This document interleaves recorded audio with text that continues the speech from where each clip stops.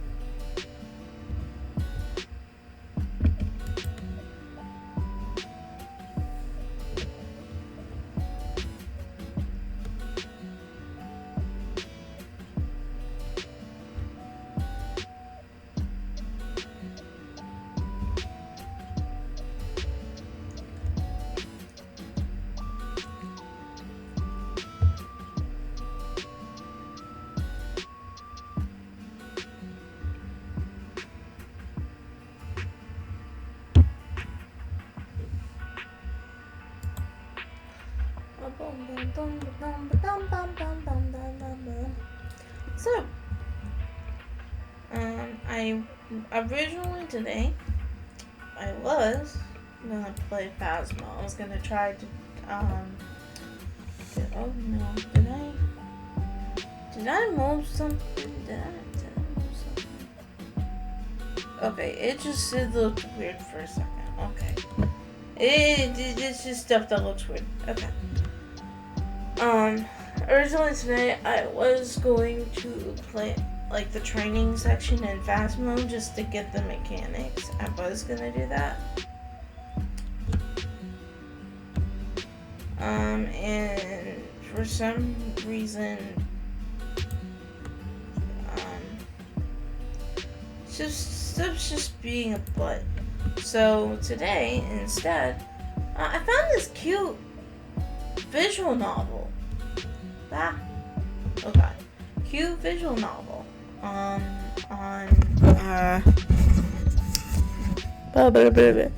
Why is my mouth acting weird? Hold on a minute.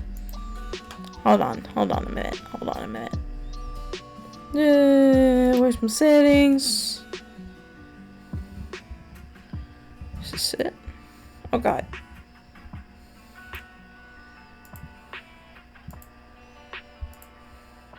Oh, by the way, I also, there it is. There it goes.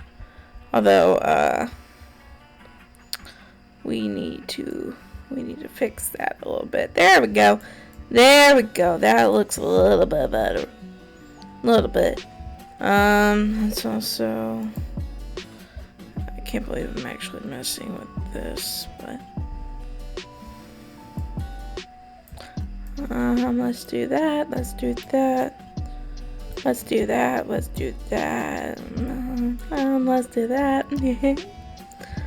that a little bit. Oh my. No.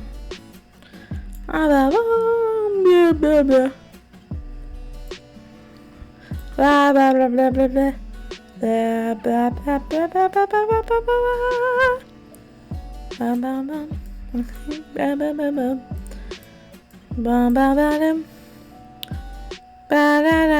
Okay, that's not. I need to find. Okay.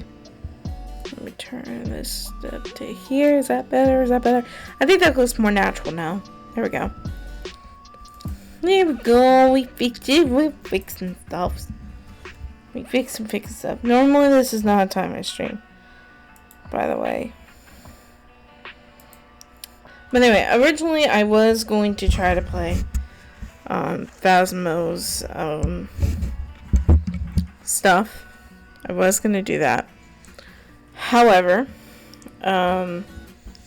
instead, I found a cute visual novel game. And we haven't done that in a hot minute. So, it's just cute. It's nothing crazy, you know. We got too much spookiness. Going on. Too much spooky. So, we're gonna play a cute little visual novel game today. And obviously you read the title. It's called Doki Doki Literature Club. Actually, hold on a minute. So it looks. Why did I exit out of Twitch? Ah. I don't want to type in all my stuff again. Okay, there. Whew, I was afraid. I was afraid that I had to,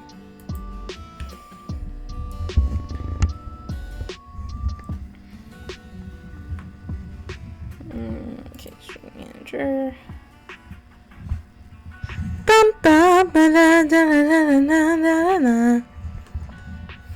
Okay.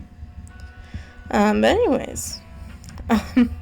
So today we're going to be playing a game called Doki Doki Literature Club. But you know what's funny? Something weird happened when I was trying to start the game.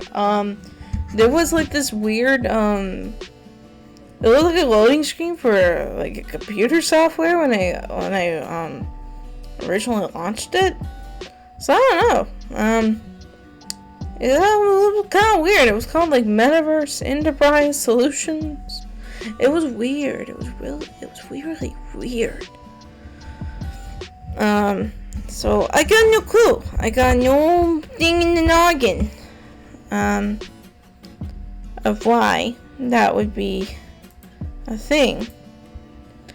But, we're gonna try to play that today. And I'm hoping that, hopefully nothing goes wrong. I did have to use, for some reason, it wouldn't even read. It wouldn't read, in game capture for some reason. I don't know why that is. Oh, also, do I have Discord? No, I don't have Discord open. Just in case. I'm not saying this game's gonna crash me. If it does, I'm gonna be... yeah, I guess switch device. It would be very, it will. You know. But, hopefully, let me just do something real quick. Just do real quick. Notification. I just want to make sure that everything is looking good. I pinned this though.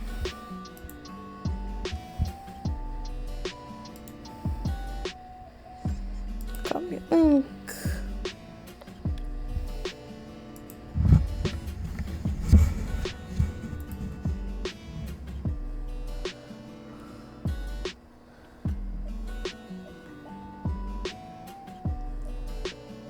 So what's happening right now? Where is it? Where are you? Shout out, statement.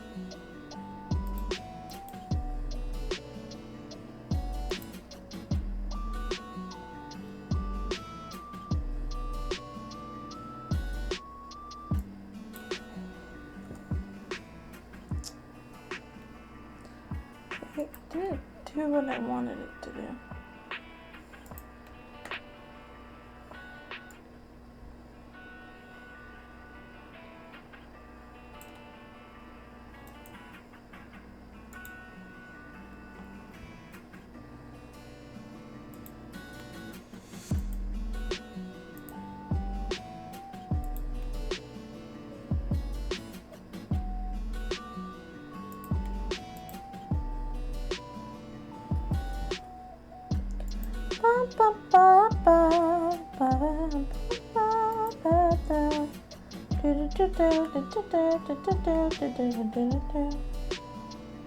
No, that's not the button. I don't know why it does this now.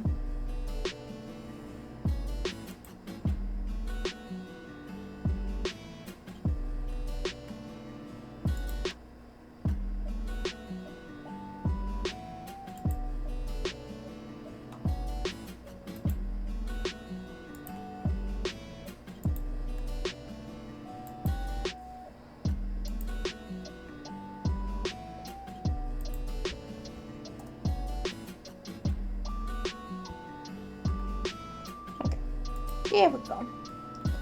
There we go, there we go. Also, I finally fixed my damn microphone. So, apparently it was loose out of its USB port. So, that was why, for whatever reason, it cut off during Genshin, a few streams ago. So anyways, it's ready. Now, I do need to give a massive warning. There is a warning for this game, which I will read, and it will be followed by this channel. Because we'll continue to play this.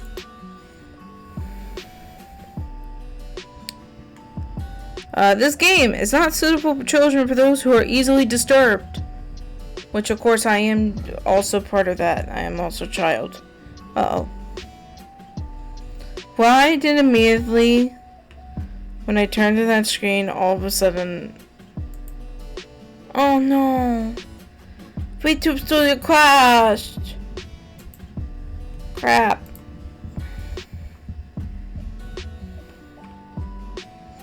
I gotta go back in. It shouldn't be having problems.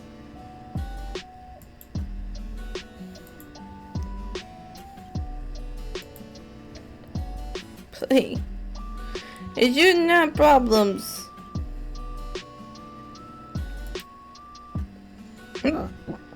Oh, excuse me.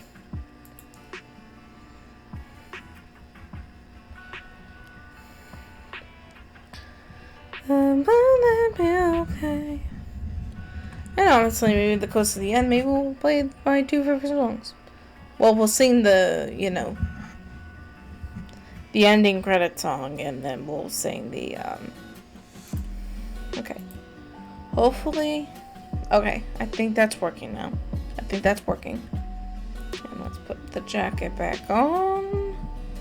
Please let me put the jacket back on, please. Thank you very much. Thank yous.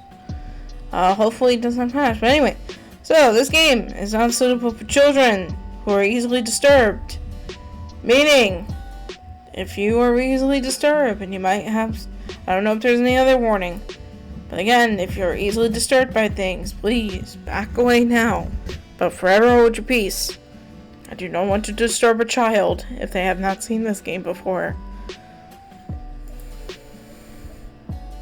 Oh, I clicked on the wrong one because VTube Studio is now at the end.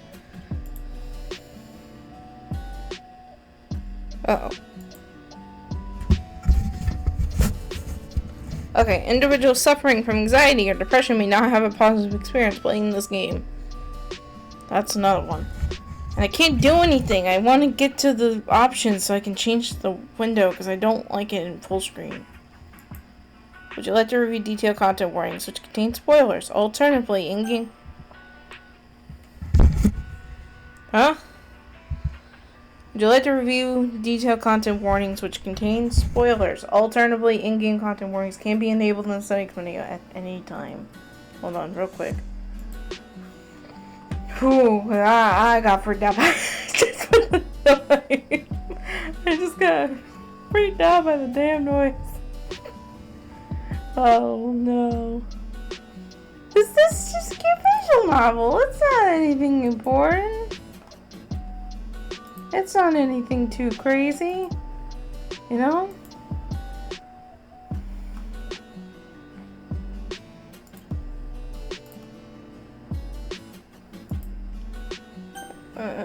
No. The Playing Doki Doki Literature Club, you agree that you have no game's age rating in your region and you consent to your exposure of highly disturbing content. Oh boy.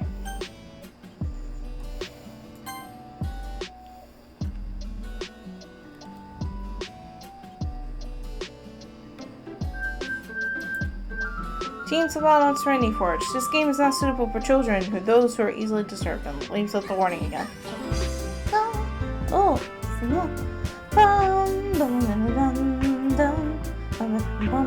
okay, we're gonna go to settings real quick. Oh god. Skip unseen text. What? Skip after choices. What? Okay, real quick, we're going to window. We're gonna...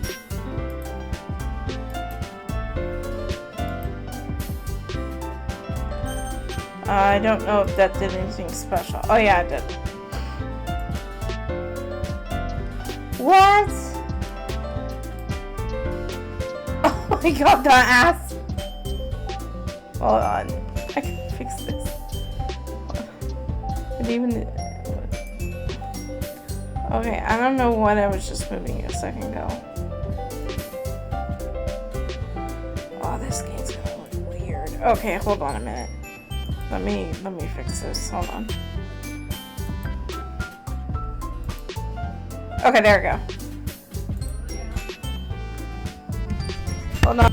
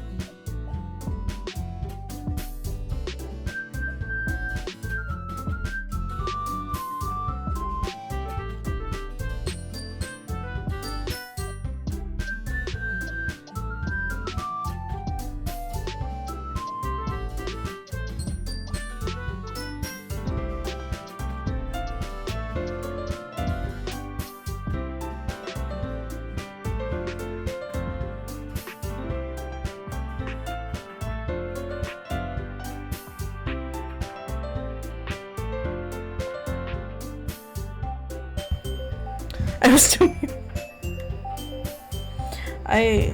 Oh my goodness gracious. Oh my god.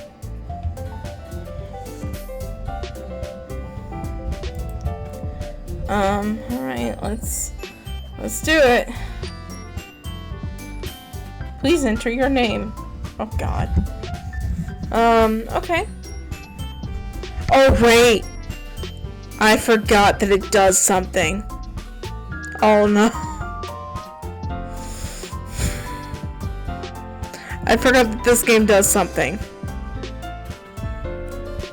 Oh boy. I forgot. This game might accidentally dox me. I forgot. Oh boy. This is not good. This is not good. And I can't change my name. I can't. Hold on. I'm gonna try to do something real quick. I just realized something.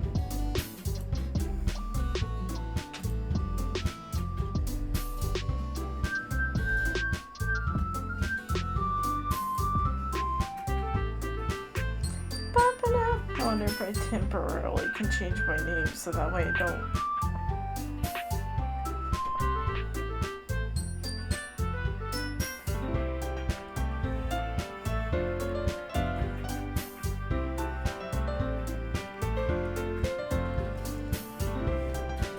I know we're not that far in, but I'm scared that it might happen by accident.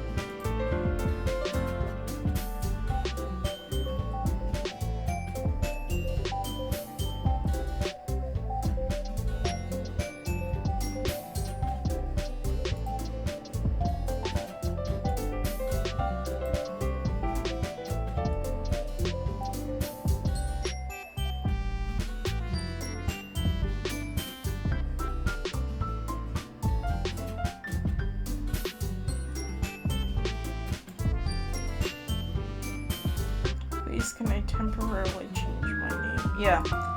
Okay.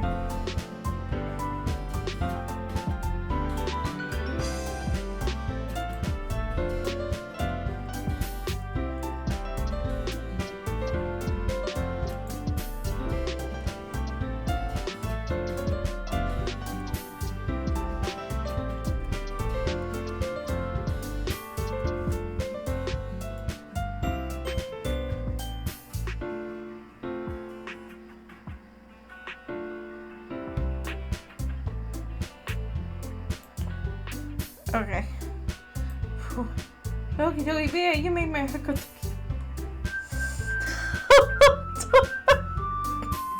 Hello, you son of a gun, how are you? Thank you for that. Thank you. Thank you.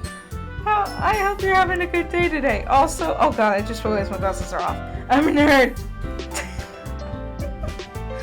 Hello. I was just fixing something for a future reference for the end of this game. So I forgot that it does something. So hope you're doing well too. Thank you. I am. I'm happy for today. We're gonna relax. We're gonna enjoy a cute little model. Not model. Words help. Okay. We're gonna be playing just a cute game, you know, to get to lay away from all the spookiness of the season. So it is, yeah.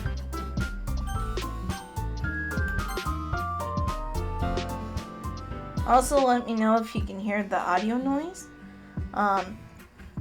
as well, because I've had issues with my audio. All right. Hey! I see an annoying girl, right? Wow, that's the first thing that you say, main protagonist? Okay. Me? Wow, okay. Pointing toward me from the distance, waving her arms in the air like she's totally oblivious. Words! Oblivious to any attention she might draw to herself. That girl is Sayori, my neighbor, and good friend since we were children. You know, the kind of friend you never see yourself making today. But it's just kinda works out because, you know, each other for so long. Why is it a question mark? Okay. We used to walk to school together on days like this, but starting around high school, she would oversleep more and more frequently, and I would get tired of waiting up. But if she's going to chase after me like this, I almost feel better off running away. However, I just sigh and idle in front of the crosswalk and let Sayori catch up to me.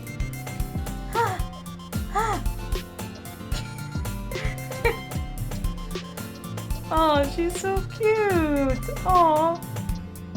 I overslept again. But I caught you this time. Maybe, but only because I decided to stop and wait for you. Yeah, you say that like you were thinking about ignoring me. That's mean, B. What? I mean, well, if people stared at you from acting weird, then I don't want them to think that we're a couple or something. Fine. But you did wait for me after all. I guess you don't have it in you to be mean, even if you want to.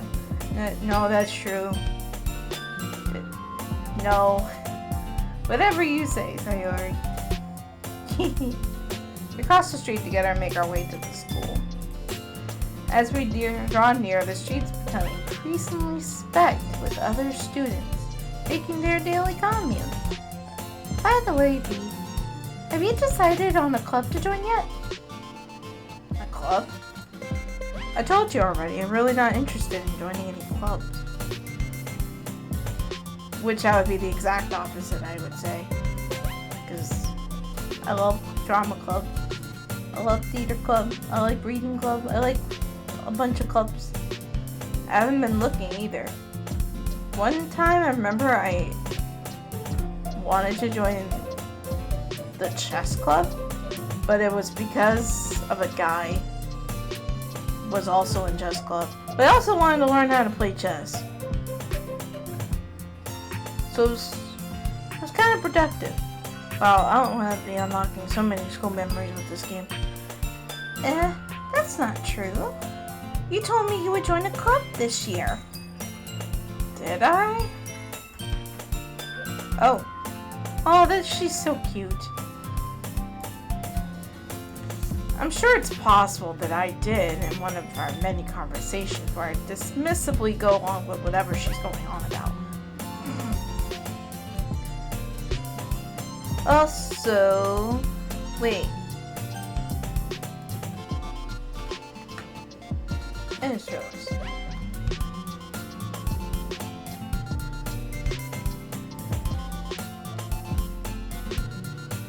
Oh, never mind.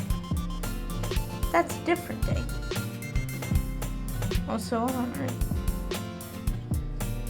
Okay, everything looked weird for a second. My OBS looked weird for a second. Sori likes to worry a little too much about me when I'm perfectly content just getting by on an average while spending my free time on games and anime. Uh-huh. I was talking about how I'm worried that you won't learn how to socialize or have any skills before college. Ouch! Okay. Your happiness is really important to me, you know? And I know you're happy now, but I die at the thought of you becoming a NEET. And what the hell is a NEET? I don't know what that is. In a few years, because you're not used to the real world. What's a NEET? I don't know what that is. I'm looking it up. What's that?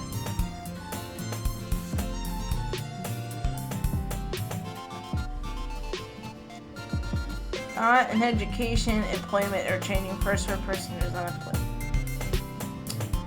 Okay. I think it fits that. I am employed. I'm employed at 2 places. I think it fits to that. Okay. Because you're not used to the real world. You trust me, right? Don't make me keep worrying about you.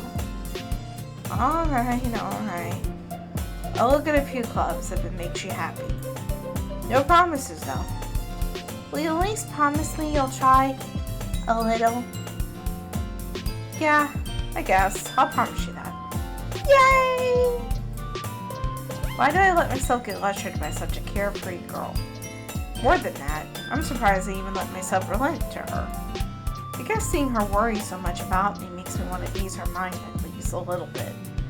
Even if she does exaggerate everything inside of her head.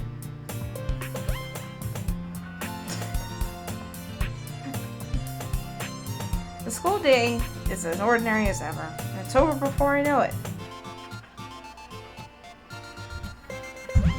After I pack up my things, I stare blankly at the wall, looking for an ounce of motivation. Clubs. Sayori wants me to check out some clubs. I guess I have no choice but to start with the anime club.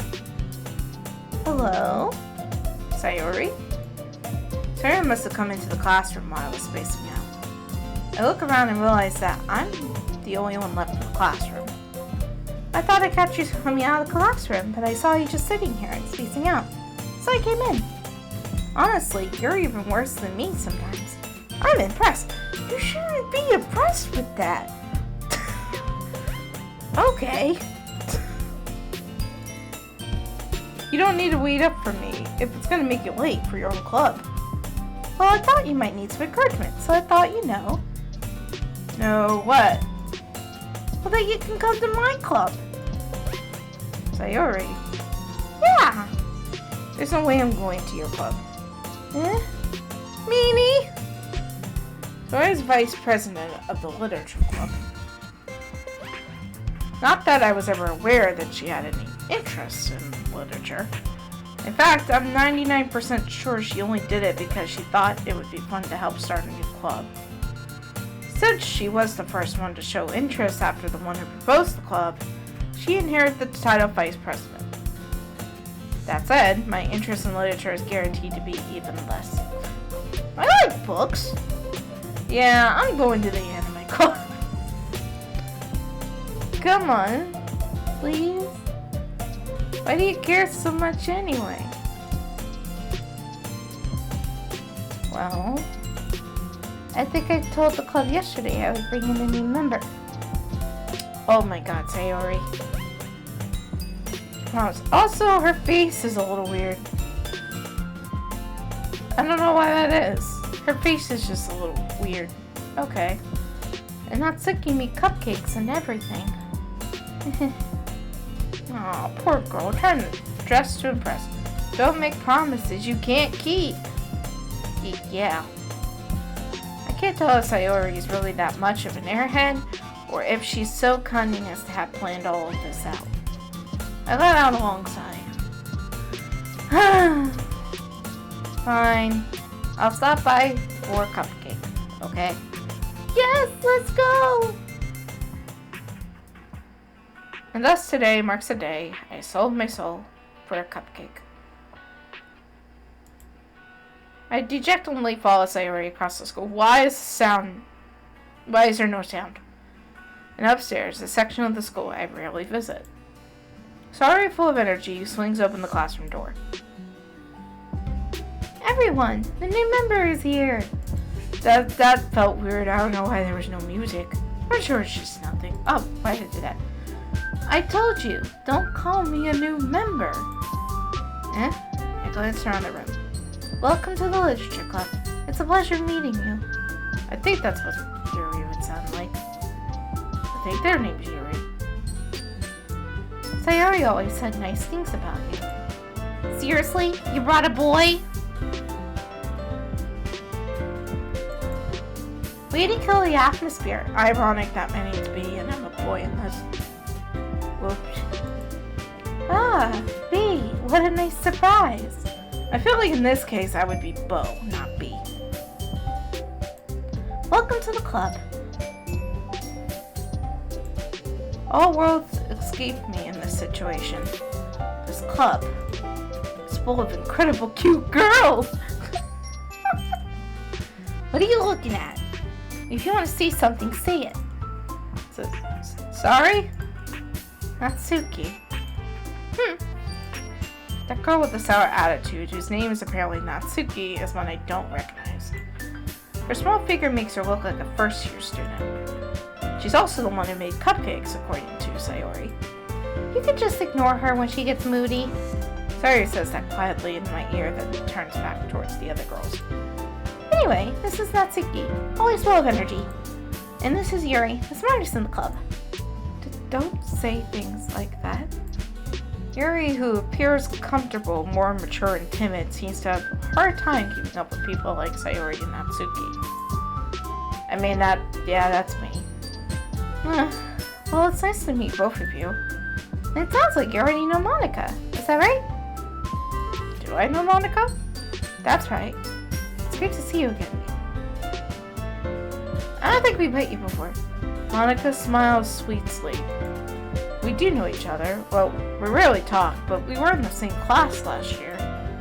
Monica was probably the most popular girl in class. Smart, beautiful, athletic. Basically completely out of my league. So having her smile at me so genuinely feels a little... You too, Monica. Come sit down. We made room for you at the table so you can sit next to me. Or Monica. I'll get the cupcakes. Hey, I made them. I'll get them. Sorry, I get a little too excited. Then how about I make tea as well? Okay. The girls have a few desks arranged to form a table. As Sayori mentioned, it's been widened, so there's one space next to Monica and one spot. Oh boy. Natsuki and Yuri walk over to the corner of the room where Natsuki grabs a wrapped tray and Yuri opens the closet.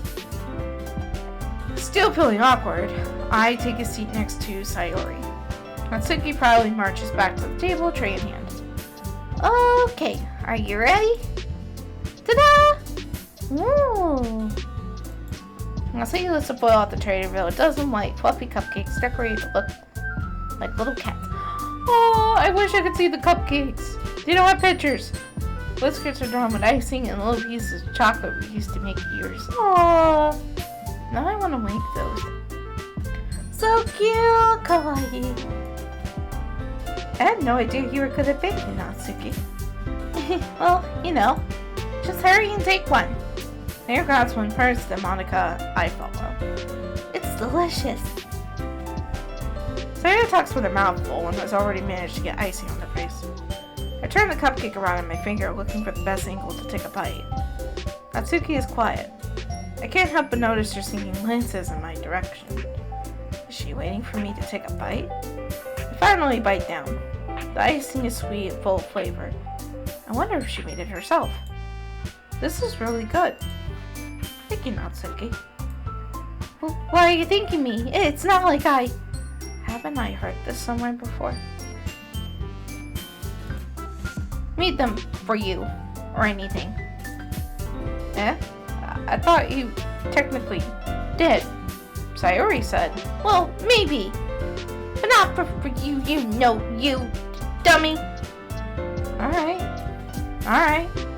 I give up on Natsuki's weird logic and dismiss the conversation. Yuri returns to the table carrying a tea set. She carefully places a teacup in front of each of us before setting down a teapot next to the cupcake tray. You keep a whole tea set in this classroom? Don't worry, the teachers gave us permission. After all, doesn't a hot cup of tea help you enjoy a good book? That is true. I guess. Don't let yourself get intimidated. Yuri's just trying to impress you. That's not... Insulted, Yuri looks away. I mean, I believe you. Well, tea and reading might not be a pastime of mine, but I at least enjoy tea. I'm glad. Yuri faintly smiles to herself in relief. Monica raises an eyebrow and then smiles at me. So, what made you consider the literature club? I was afraid of this question. Something tells me I shouldn't tell Monica that I was practically dragged here by Sayori. Well, I haven't joined any clubs yet, and Sayori seems really happy here, so... That's okay. Don't be embarrassed. We'll make sure you feel right at home, okay? As president of the literature club, it's my duty to make the club fun and exciting for everyone. Monica, I'm surprised. How come you decided to start your own club? You could probably be a board member for any of the major clubs. That is true. Weren't you a leader of the debate club last year? Well, you know, to be honest, I can't stand all the politics around the major clubs. It feels like nothing but arguing about the budget and publicity and how to prepare for events. I'd much rather take something I personally enjoy and make something special out of it. And if it encourages others to get into literature, then I'm fulfilling that dream. Monica really is a great leader. Harry also nods in agreement. Then I'm surprised there aren't more people in the club yet. It must be hard to start a new club. If you could put it that way. Not many people are very interested in putting out all the effort to start something very new. Especially when it's something that doesn't grab your attention, like literature. You have to work hard to convince people that you're both fun and worthwhile. But it makes school events like the festival that much more important. I'm confident that we can all really grow this club before we graduate. Right, everyone? Yeah. We'll do our best. You know it. Everyone enthusiastically agrees. Such different girls, all interested in the same goal. Monica must have worked really hard just to find the history. Maybe that's why they were all so delighted by the idea of a new member joining. Though I still don't really know if I can keep up with that level of enthusiasm about literature. So, B, what kind of things do you like to read? Well, considering how little I've read these past few months, I don't really have a good way of answering that. Yeah, I haven't read much. Manga? I muttered quietly to myself, half joking. Natsuki head. Someone pokes up. Ooh? It looks like she wants to say something, but she keeps quiet. But not much of a reader, I guess. Well, that can change. What am I saying? I spoke without thinking after seeing Yuri's sad smile. Anyway, what about you, Yuri? Well, let's see. Yuri traces the rim of her teacup with her finger. My favorite are usually novels that build deep and complex fantasy worlds. The level of creativity and craftsmanship behind them is amazing to me. And telling a good story is such a foreign word and equal impressive. Yeah, it's hard to get involved in new literature these days. Yuri goes on, clearly passionate about her reading. She seems so reserved and timid since the moment I walked in, but it's obvious by the way her eyes light up that she finds her comfort in the world of books, not people. But you know, I like a lot of things. Stories with deep psychological elements usually immerse me as well. Oh. Okay. Isn't it amazing how a writer can so deliberately take advantage of your own lack of imagination and completely throw you for a loop? Anyway, I've been reading a lot of horror lately. I've read a horror book once. It just would grasp something I can relate to at a minimal level. At this rate, Yuri might as well having having a conversation with a rock. Really? I wouldn't have expected that, Yuri. For someone as gentle as you. I guess you could say that. But if a story makes me think, or takes it to another world, then I really can't put it down.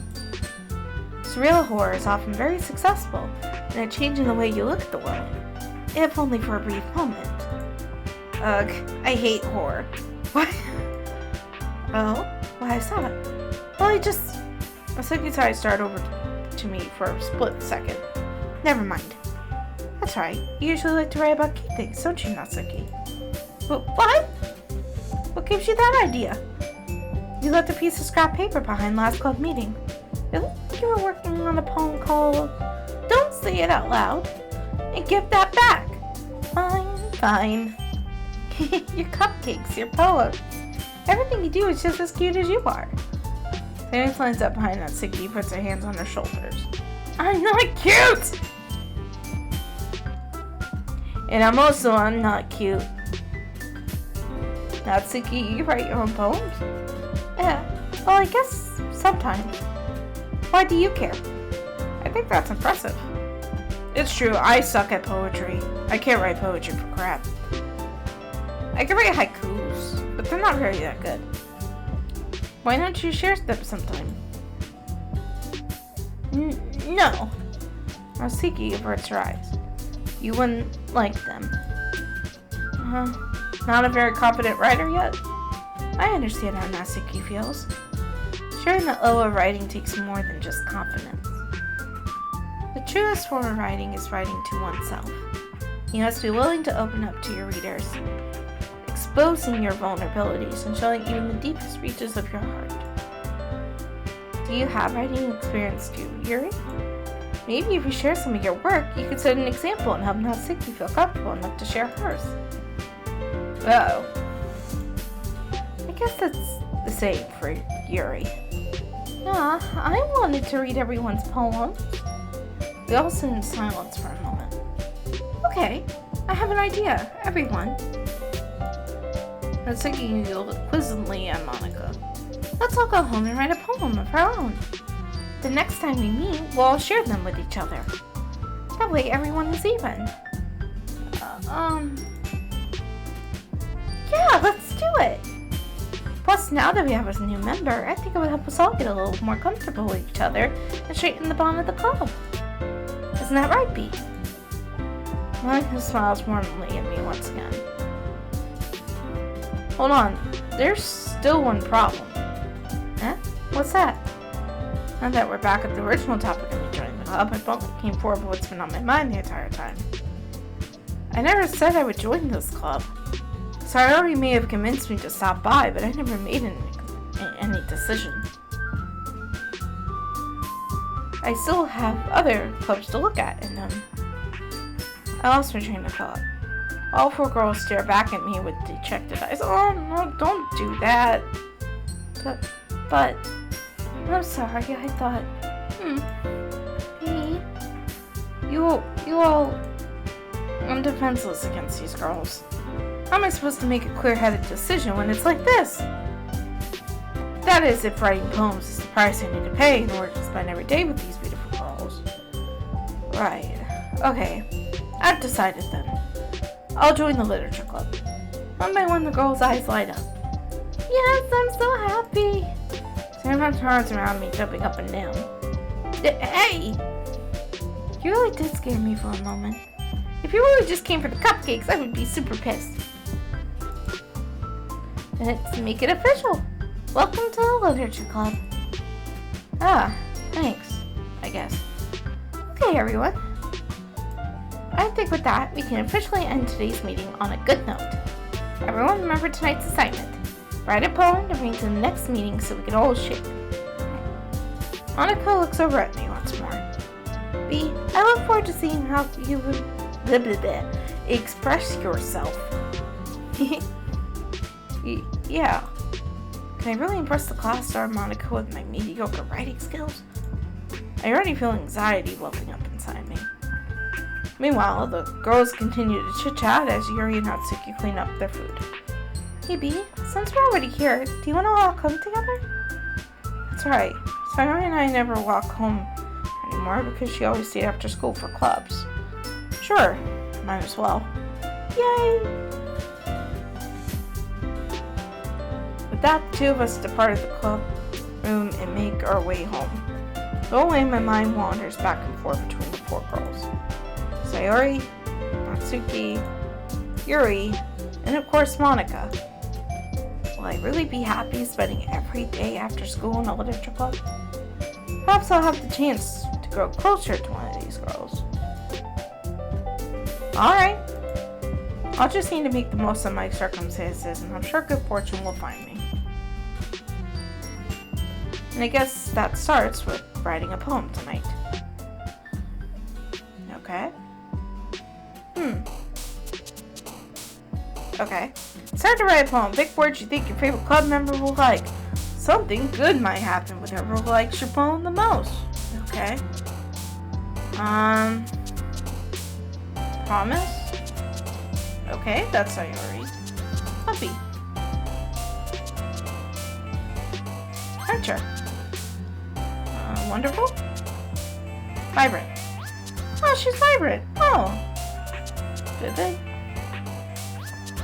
Daydream? Why is Nightgown in here? Friends? Squirrel? Doki doki. Ah, sweet. Existence? Kiss? Bliss? Childhood? Happiness? Melody? Yes? Secretive? Oh! And as for... I'm doing what I can. Hi, Gibby! Glad to see you didn't run away on us. Nah, don't worry. This might be a little strange for me, but at least I kept my word. Well, I'm back at the Literature Club. I was the last to come in, so everyone else is already hanging out. Thanks for keeping your promise, B. I hope this isn't too overwhelming of a commitment to you. For you. Bleh, I meant for you, not to you. Making you dive headfirst into literature when you're not accustomed to it. Oh, come on, like he deserves any slack. Okay. Bitch. So you already told me you didn't even want to join any clubs this year. And last year, too. I don't know if you plan to just come here and hang out or what. But if you don't take it seriously, then you won't see the end of it. Natsuki, you certainly have a big mouth for someone who keeps her manga collection in the classroom. Natsuki finds herself stuck between saying manga and manga. Manga is literature! It is! It's just got pictures. Swiftly defeated Natsuki plops back into her seat. Don't worry, guys. He always gives it his best as long as he's having fun. He helps me with busy work without me even asking. Like cooking, cleaning my room. How dependable. Sorry, that's because your room is so messy it's distracting. And you almost set your house on fire once. Is that so? Okay. You two are really good friends, aren't you? I may be a little jealous. How come? You and B can become good friends too. So Sayori? As usual, Sayori seems oblivious to the weird situation she just put me into. Oh, Yuri, even brought you something today, you know? Wait, Sayori. Me? Not really. Don't be shy. It's really nothing. What is it? Never mind. Sayori made it sound like a big deal when it's really not. What do I do? I'm sorry, Yuri, I wasn't thinking. I guess that means it's up to me to rescue this situation. Hey, don't worry about it. First of all, I wasn't expecting anything in the first place. So, any nice gesture from you is a pleasant surprise. It'll make me happy no matter what. Is that so? Yeah, it won't make a big deal if you don't want it to be. Alright. Well, here. He reaches in her bag and pulls out a book. I didn't want you to feel left out, so I picked out a book that I thought you might enjoy. It's a short read, so it should keep your attention even if you don't really read it. And we could, discuss it if you wanted. This is... How's this girl accidentally being so cute? She even picked out a book she thinks I'll like, despite me not reading much. Yuri, thank you. I'll definitely read this. I enthusiastically take the book. Phew. Well, you can read it at your own pace. I look forward to hearing what you think. Now that everyone's settled in, I expect Madia to kick off some scheduled activities for the club. But that doesn't seem to be the case. Sari and Monica are having a cheery conversation in the corner. Yuri's face is already buried in a book.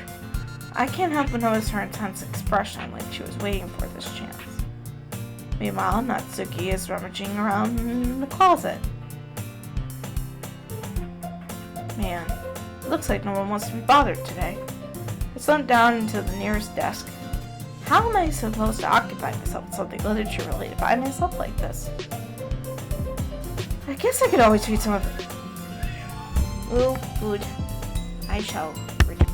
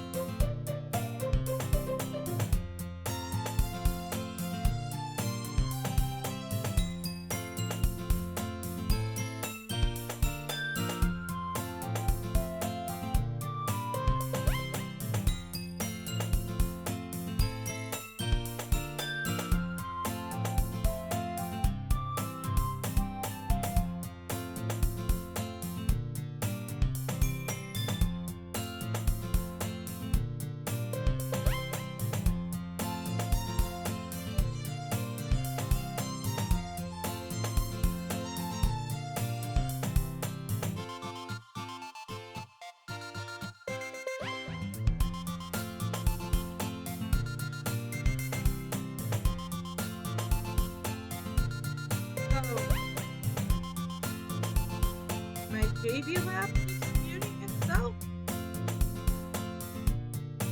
Huh? Okay. Kinda weird.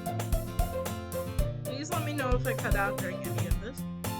Problem is that the idea of the leisure club sounds again collectible. But it's not like that at all, you know? You just need a way of showing that to everyone. Something that speaks to their hidden mind. This is a problem, though. Yeah? What do you mean? Even if we come up with the most fun thing ever, nobody will come in the first place if it's the literature in it. And I'd say that, Sayori. People like literature. People go to Comic-Con for manga. Manga's literature. So it's more important to figure out how to get people to show up in the first place. You know? And after they come, we can do things to speak to their creative minds. Just this. Sayori's taking this really seriously. I read to hear it deliberate like this. Huh? That's a good point. Autosave. Didn't do an autosave.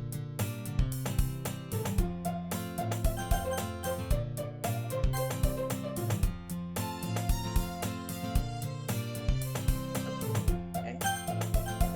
Sure? Okay. Huh, that's a good point. In that case, do you think Google did the trick? Well, what kind?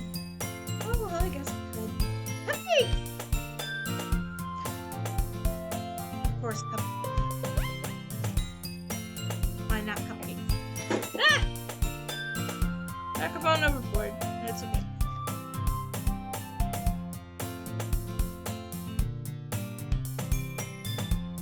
Random stuff. The microphone won't work anymore. For whatever reason, it keeps mimicking. So far, so good, though, with the microphone, the laptop, though. Anyway.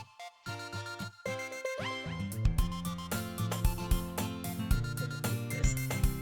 Yeah. See? I don't understand.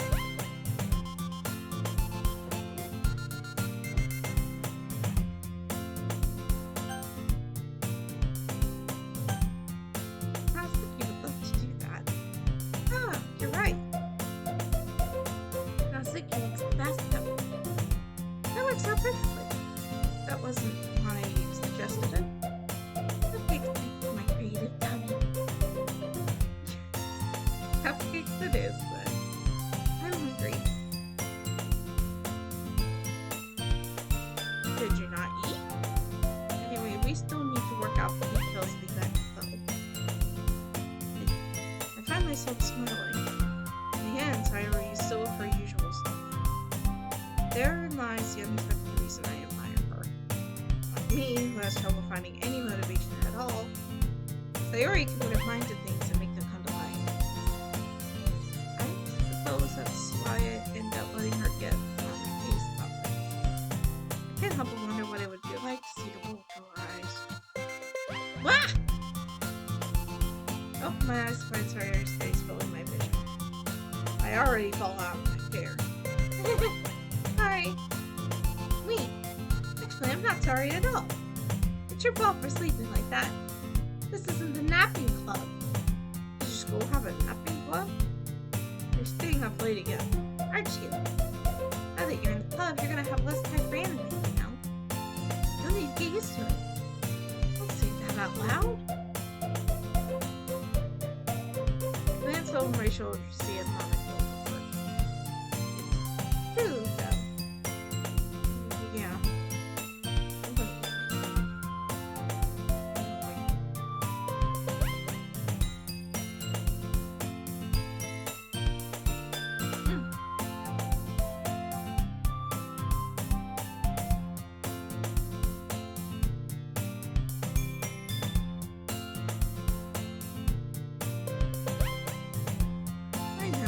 gonna get always looking out for things, Sayori. It's what I do best. That's a problem. What about you? You look for me better than you look out for yourself. You're still oversleeping every day, aren't you? Not every day. That's not even very convincing. How many days this past week have you gone up on time? Dad, it's a secret. I knew it. Come on. At least give me the benefit of the doubt. I can't even do that. Look, it's written all over you. Eh? Silence is around yourself. How's it written all over me? You were clearly in a rush this morning. Look, your hair is sticking out all around here. Huh? I run my fingertips down the sides of your hair trying to straighten it out. Oh. Man, you really need a brush for this. My hair is just really hard to get right. I won't go for that. There's more than just your hair. Look, your bow isn't straight either. And there's toothpaste stain on your collar right here. Try rolling off the stain with my finger. Well, nobody would ever notice that. Of course they would. Nobody's going to tell you about it because they don't want to embarrass you. Fortunately, I really don't care about that. Hey, you meanie. You don't even think your blazer buttoned up. Oh, you don't even keep your blazer buttoned up. There you go. Seriously, Stan. Why do you think you don't have a boyfriend yet? Wow, we're assholes. Eh? That's super mean. Sorry, but you'll thank me later. It's hard to button your blazer from above. Once you see how much better it looks, you'll change your mind. Aww. This is so funny. What is? Well, I was just thinking how weird it is to have a friend who does this kind of thing. Eh? Don't say that. It'll make me feel weird about it, stupid. it's okay though. I'm happy for like this. Aren't you? I guess? Hey, be careful. Button might come off. Why is this one so hard to close? Struggle to fully close the button near her chest. Does this thing even fit you properly? It did when I bought it. If you're a button kid, you would have noticed them. Even though that doesn't fit you like that. Why are you smiling like that? It means my boobs got bigger again. Ow! Larry, I don't think that's. I mean, yeah. It's compliment for most. Don't say that out loud. Anyway, you look much better now, so. Why is it so strange to see Sarah's blazer button? It's so stuffy. It's not worth it at all. Ryan hastily unbuttons her blazer. Yeah, that's so much better. Sarah puts her arms out and twirls it around. So, if I keep it unbuttoned, then I won't get a boyfriend, right? What kind of logic is that? Why are you saying that like it's a good thing? Yeah.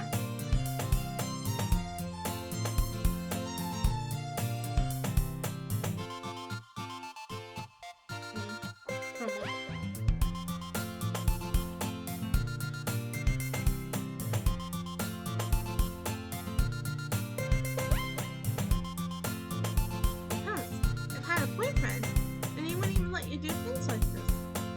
And you take care of me better than anyone else would anyway. So, that's why I'm keeping it unbuttoned. Stop saying all these embarrassing things. Eh? I didn't say anything embarrassing. Jeez. Anyway, just focus on trying to wake up. Earlier. Only if you focus on the need of bed early. Fine. That goes for a certain Tiger in the chat. Stop late. You stay up too late. It's a deal. I guess we really are better at taking care of each other than we are taking care of ourselves. Yeah, I guess so. Huh. So maybe you could wake me up in the morning? You're doing it again, Sayori. Oh, I was joking that time. I know it's impossible to tell with you sometimes. Okay, everyone. Monica suddenly calls out. Why don't we share the poems we wrote now? Yay! B, I can't wait to read yours. Yeah, same. I failed to sound enthusiastic, but Sayori still trots away to retrieve her poem. By the way, did you remember to write a poem last night? Yeah. My relaxation begins. I can't believe I agreed to do something so embarrassing. I couldn't really find much inspiration, but I've never really done this before. Well, now that everyone's ready, why don't we find someone to share with? I can't wait! Say and Monica enthusiastically pull out their poems. Sayori's is on a wrinkled sheet of loose leaf filed. On the other hand, Monica wrote hers in composition.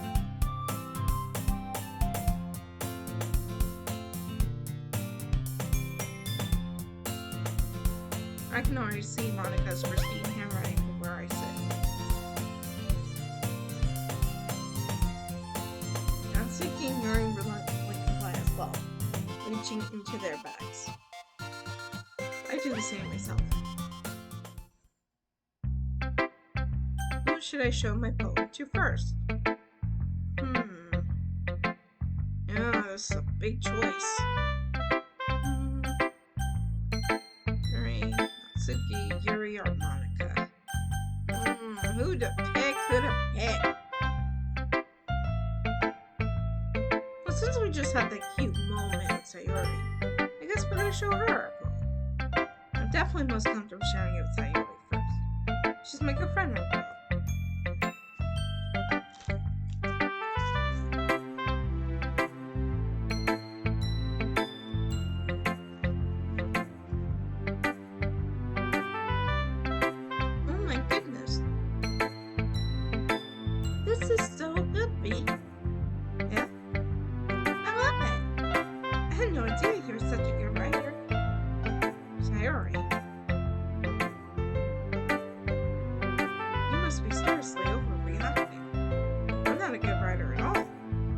Have no idea what I'm doing. Well, maybe that's why. Because I have no idea what I like either. Jeez. I'm sure Yuri's opinion has to be a little more constructive than this. Maybe even not Suki's. Are you sure you don't like it just because I wrote it?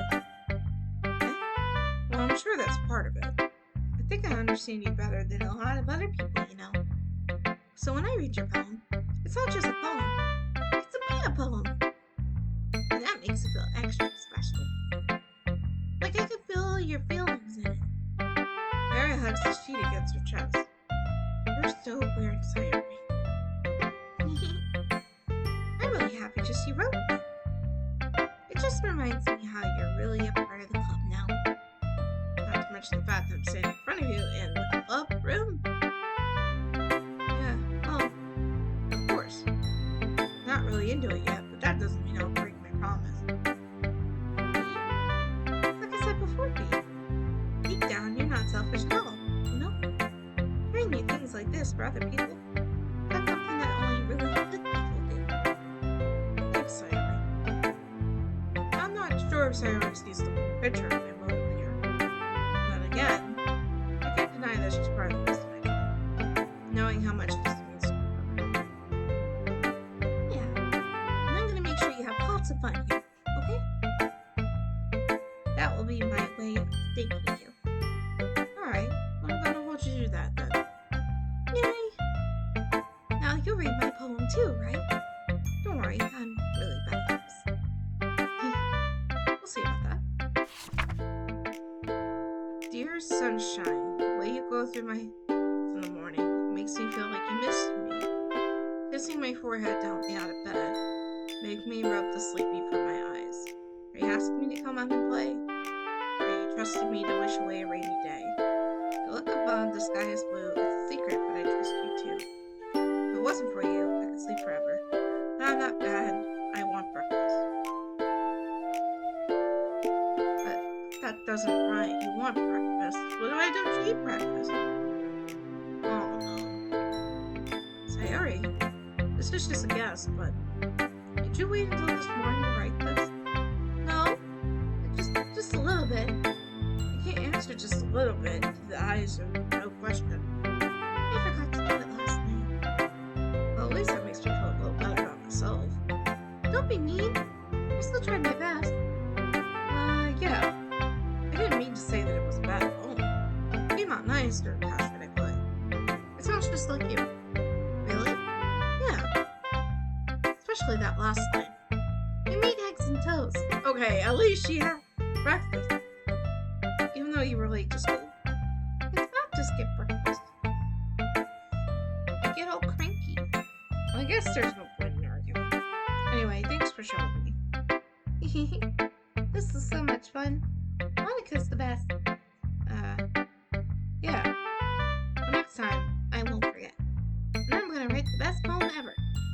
Well, I guess looking forward to it. Okay. Poem 2 next. Oh. So we do get to show them all of them. For sure, Yuri.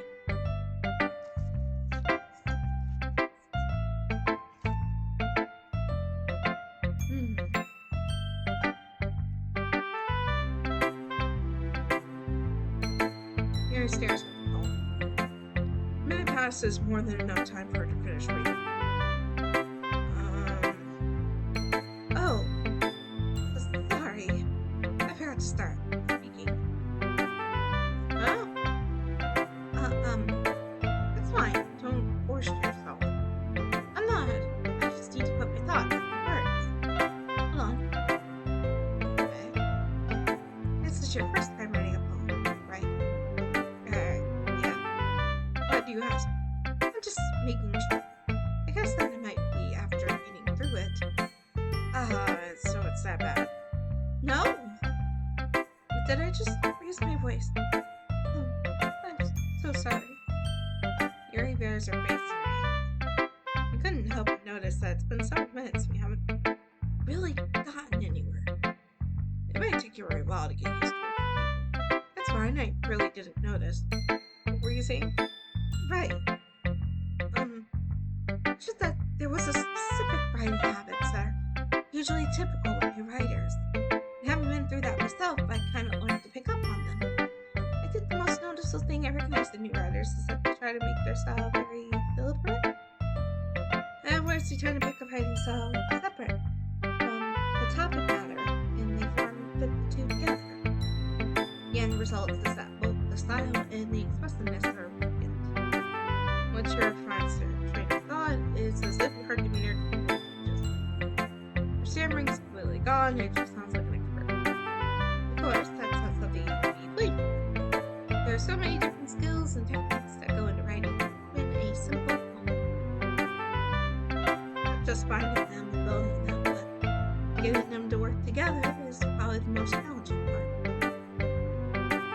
It might take you some time, but it'll all come with practice and learning by example and trying new things.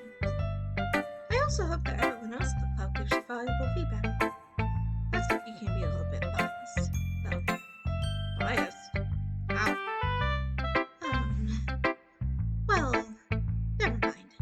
I shouldn't be talking about people like that. So sorry. It's fine. I'm not sure if yours apologized to herself, to me, or to Natsuki. Do you mind if I read your poem now? Please do. I'd love to share my thought process behind it. Yuri smiles dreamily as if there's a rare opportunity for her, which itself is kind of funny. After all, isn't this supposed to be the literature club? And I can't read that because it's cursed. Let's see. The handles of my hair illuminate beneath the amber glow bathing. It must be this one, the last remaining street light to have withstood the test of time, the last yet to be replaced by the sickening green hue of the future.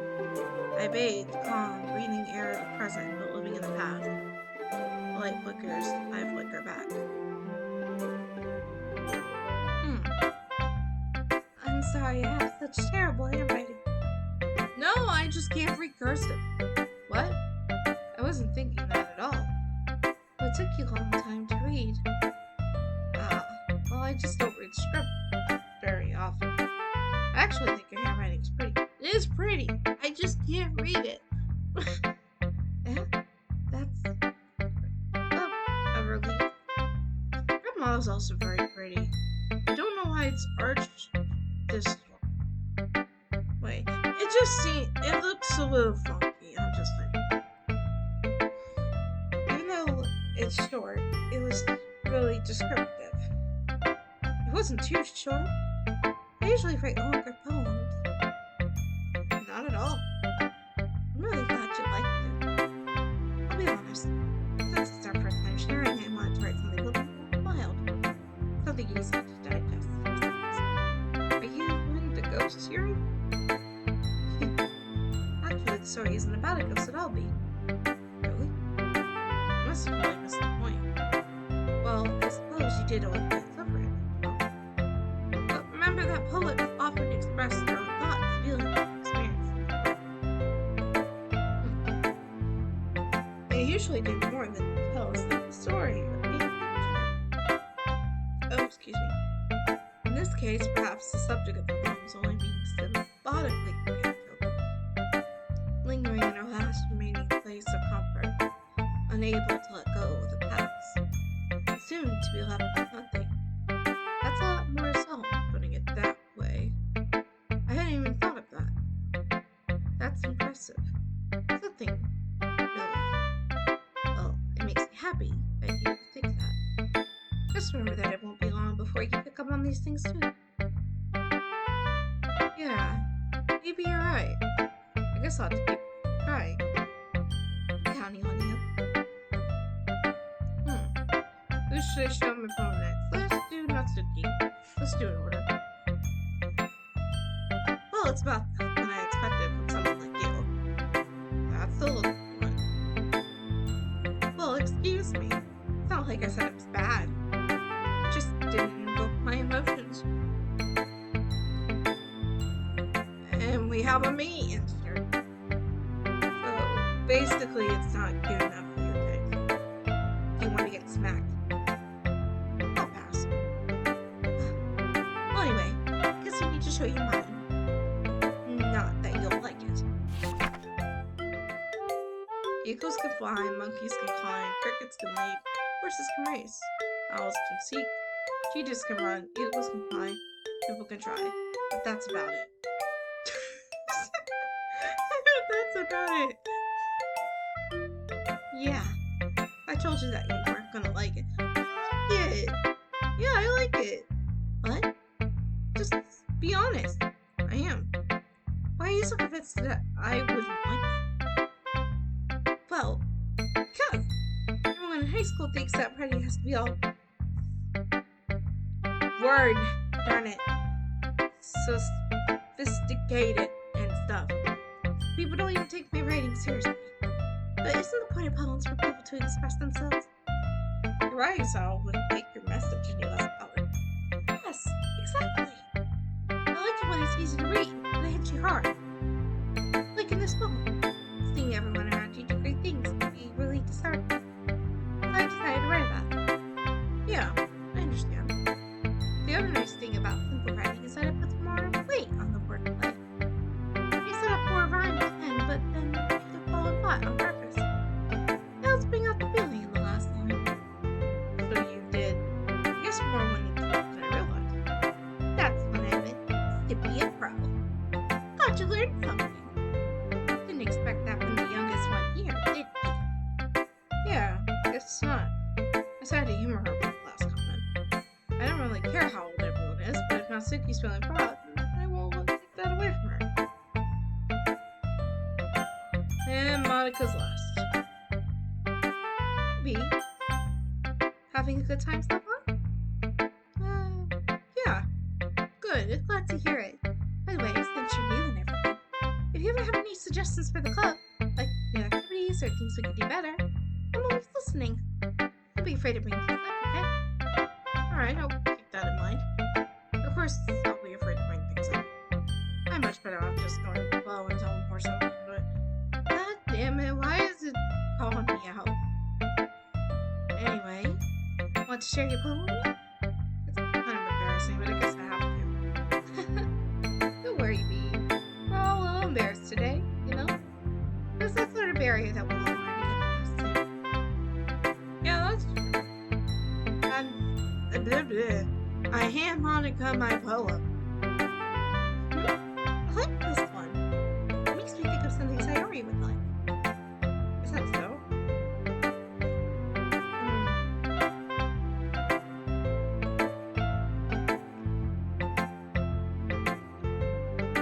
We did show it to her first. Is that so? You and Sayori are really good friends, right? I wouldn't be surprised if you had some sort of things in common. Oh, well, we may be good friends, but Sayori are actually really different. Well, that may be the case. But maybe there are also some similarities that you wouldn't expect. The way she talks about you. It sounds like the two of you really care about each other's well-being. Even if you show it in different ways, it ends up being more similar than you think.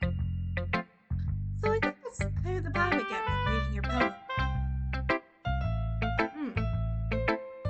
You sure you're not reading it to it too much? I could be. Oh gosh, I sound like Yuri. But in any case, Sayori's writing has kind of a gentle feel to it. I can tell that she likes exploring with emotions, happiness, and sadness. Who knew that someone so happy would enjoy sad things too? Yeah, that's totally unexpected. Well, to each their own. And you shouldn't be afraid to experiment a little bit either. I'm sure I'll end up trying different things a lot. It could take a while before I feel comfortable doing this. It's okay. I love to see you try new things. That's the best way to do that. Find the kind of style that suits you.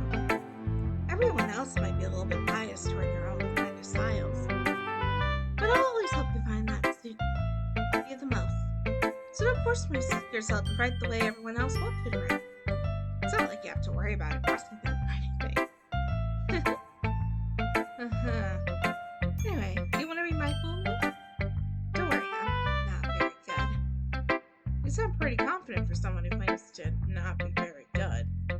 Well, that's because I have to sound confident. That doesn't mean I always feel that way, you know. I see. Well, let's read it then. Alright, let's see. Hole and wall. It could have been me. See the direction the sparkle patrols. Noisy neighbor, an angry boyfriend. I'll never know. I wasn't home. I peer inside for a clue. No, I can't see. I reel blind like a film left out in the sun. But it's too late. My retina's already scorched with a permanent copy of the meaningless image.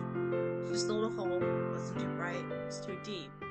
Stretching forever into everything. A hole of infinite choices. I realize now that I wasn't looking in. I was looking out. And he, on the other side, was looking in. What? So, what do you think? It's very freeform, if that's what you call it. Sorry, I'm not really the right person to ask for feedback. It's okay. Yeah, the kind of style has gotten pretty popular nowadays. That is, a lot of poets have been putting emphasis on timing between words and lines. When performed out loud, it can really be powerful. What was the inspiration behind this one?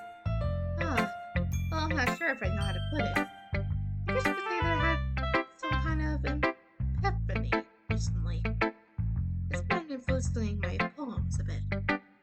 An epiphany? Yeah, something like that. I'm kind of nervous to talk about deep stuff like that, because it's kind of coming on strongly. Maybe after everyone is better friends with each other. Anyway, here's Monica's writing tip of the day. Sometimes when you're writing a poem or a story, your brain gets too fixated on a specific point. You try so hard to make it perfect, you'll never make any progress. Just force yourself to get something down on paper anytime you look better. Another way to think about it is that if you keep your pen in the same spot for too long, you'll just get a big dark puddle of ink. So just move your hand and go with the flow. That's my advice for today. Thanks for listening. Aw, that's actually good advice. You. Guess that's everyone. I glanced around the room. That was a little more stressful than I anticipated. It's as if everyone is judging me for my mediocre writing abilities. Even if they're just being nice. I wish we could actually see what the poems actually look like. There's no way my poems can stand up to theirs. And I mean our poems. We can see their poems. This is the literature club.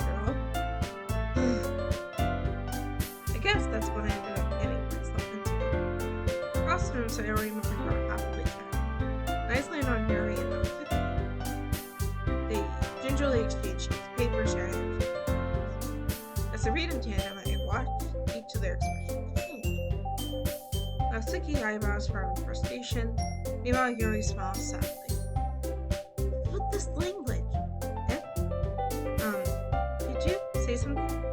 Oh, nothing. What? Suki dismissively returns the phone to the desk.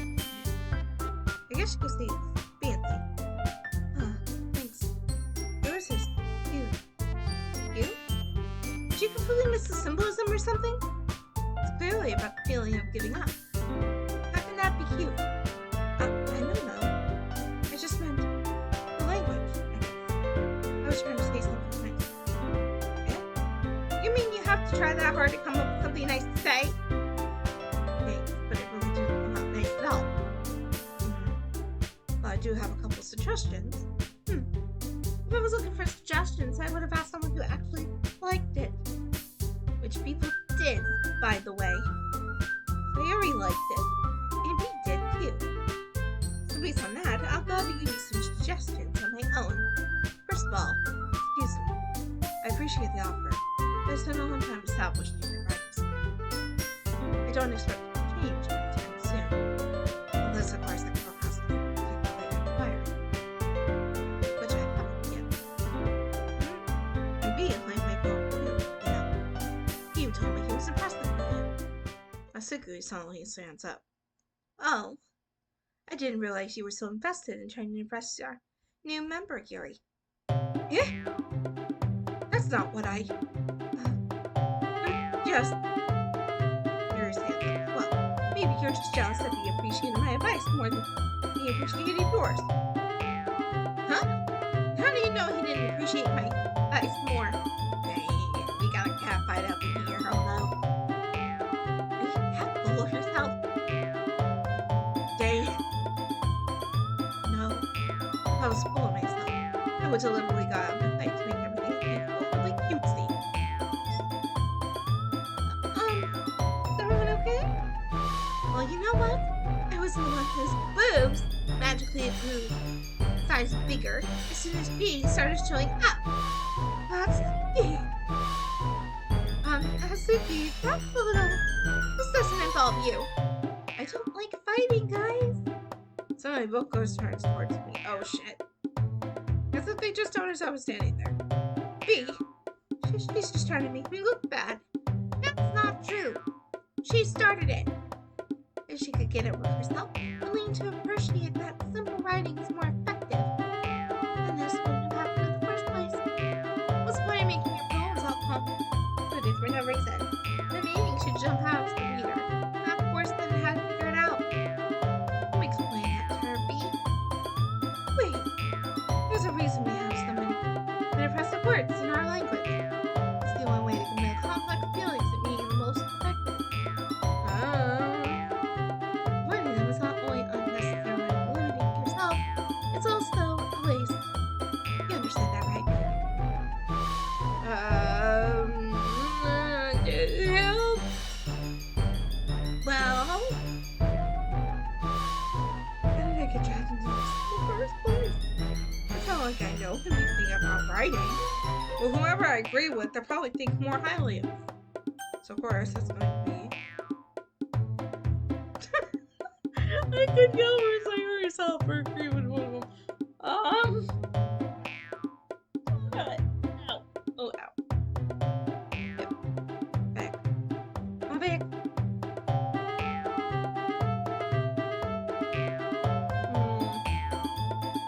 Ow. I don't know how to bake.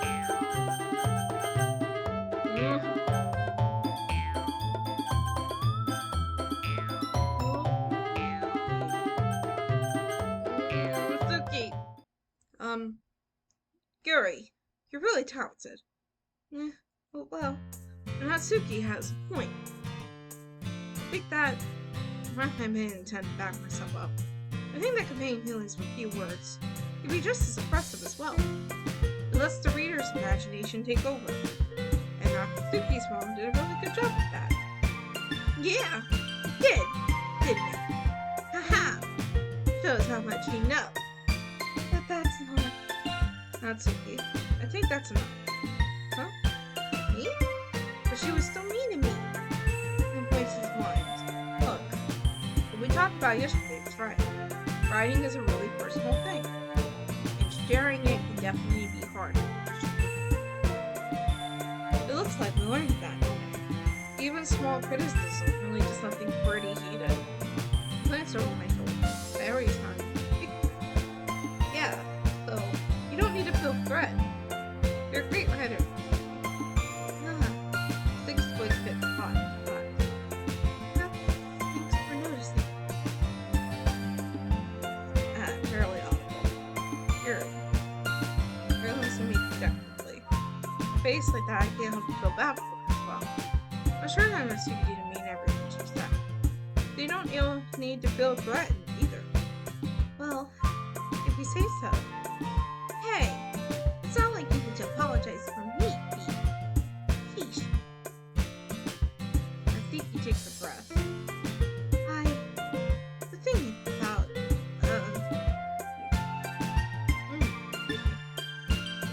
Lance is in another room. Would everyone stop staring at me? Surprisingly, Natsuki has a hard time with it. Monica looked away. Anyway, think about your boobs. I didn't. Hey, that's all. Apologizing about the boobs? Not anything about the writing skill? The eye contemplating. Yeah, you're naturally beautiful here. Very. I'll go make some tea. Yeah. I was just trying to help. I'm sure she appreciated it, Sayori. I played Sayori on the shoulder. Well, now that you have that, everyone's ready to each other's bones, right? But that is worthwhile for everyone. Especially you, Pete. And to be honest, it's a nice change of pace from the lazing around together with TVs too. So my joining the club was reasonable for ruining the atmosphere. No, not at all. Not at all. There's still time before we go home. So we'll all work this for a bit. Of course, besides chatting, we do literature-related things in the club room. So maybe you could take a chance to pick up a book or do some writing. After all, that's what the club is for. I disagree, Monica. About what? That's not the most important thing about the literature club. The most important thing is having fun. Of course. Well, I guess that's why you're the vice president, Larry. In the end, though, Monica's right. Being in the literature club probably means I can't spend all my day doing nothing. But in the end, I guess it's been worth it so far. Okay, everyone. It's about time for us to leave. How did you all feel preparing home? It was a lot of fun. I'd say it was worth it. It was alright. Well, mostly. Hey, how about you? Yeah, I'd say the same. It was a neat thing to talk about. Awesome. In that case, we'll do the same thing tomorrow. Maybe you learned something from your friends, too. So your poems will turn out even better. I think to myself, I did learn a little more about the kinds of poems everyone liked. If any left, that means at least I can do a better job impressing those who want to impress. And I to myself a newfound determination. Hey, ready to walk home? Sure, let's go. Very neat. Really has been a while since I heard I had spent this much time together. Can't really say I'm not enjoying it either. Very. About what happened earlier. Yeah? What do you mean? You know, between Yuri and Natsuki. Does that kind of thing happen often? No. That's really the first time I've seen them fight like that. I promise they both wonderful people. You don't hate them, do you? No, I don't hate them. I just wanted your opinion, that's all. Ugh, words. I can see why they're making good friends with you. You know, B, it's nice that I get to spend time with you in the club.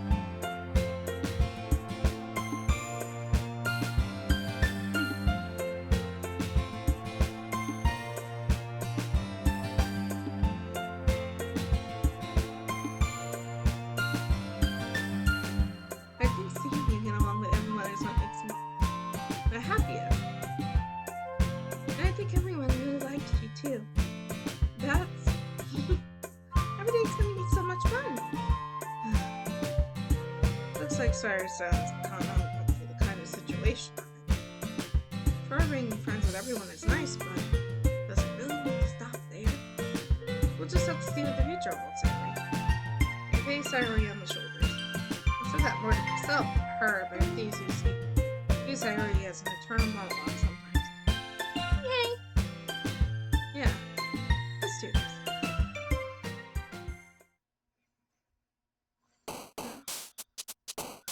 Determination. Let's see.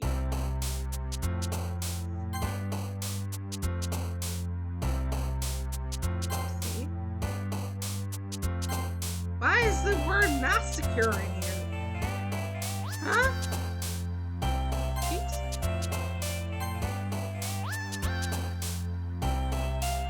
Desire? Amazing. Oh. Why is agonizing related to Yuri? What?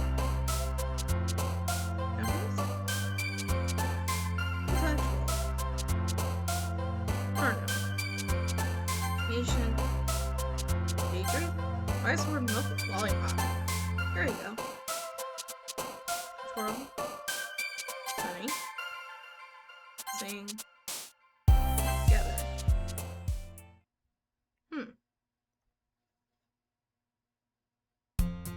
Another day passes, time for the club meeting already. I've gotten a little bit more comfortable here over the past couple days. Entering the classroom, the usual steam greets me. Hi, B. Yo, Sayuri. Looks like you're in the good mood today. It's just still not used to you being in the club, that's all. I see. It's a pretty simple thing to get you in a good mood. That's always a simple thing to do anyway. Speaking of it, I'm kinda hungry. Will you come with me to buy a snack? No thanks. Not like you at all. I have my reasons. Why don't we take a look at your purse, Sayuri? Why that? All of a sudden. No reason, really.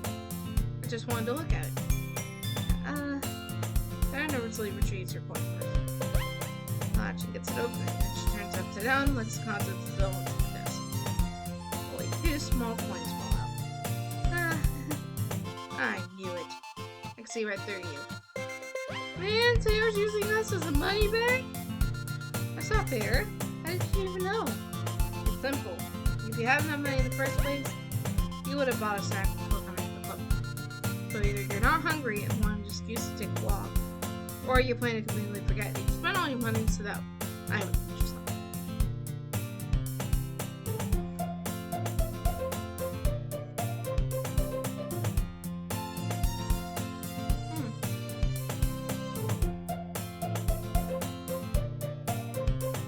But there's one more thing.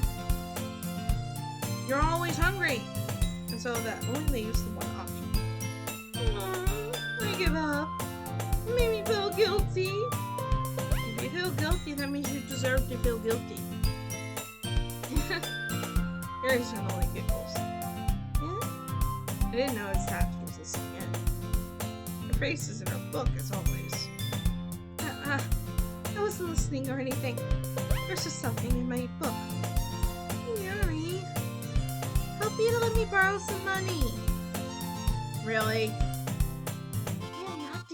His money back. Dad, don't give me a belt like that, Sayuri. Besides, you don't buy what you could responsibly afford. You're frankly after telling him she was going to sell like that. Their suffering is apparent after education.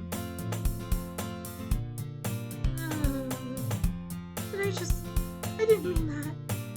I got too absorbed into my book. I really like when you speak your mind, Yuri. It doesn't matter. It doesn't happen much, but it's one side of you. There's no way you could think that. You were right, though. I did something bad and had to accept the revolution. Retribution. That. Still coming from me, beside me. That's just a little devil that all of us is there. Don't let her fool you. Sayuri knows exactly what she's doing. After all, she told you guys she was going to give me the club before she even told me. But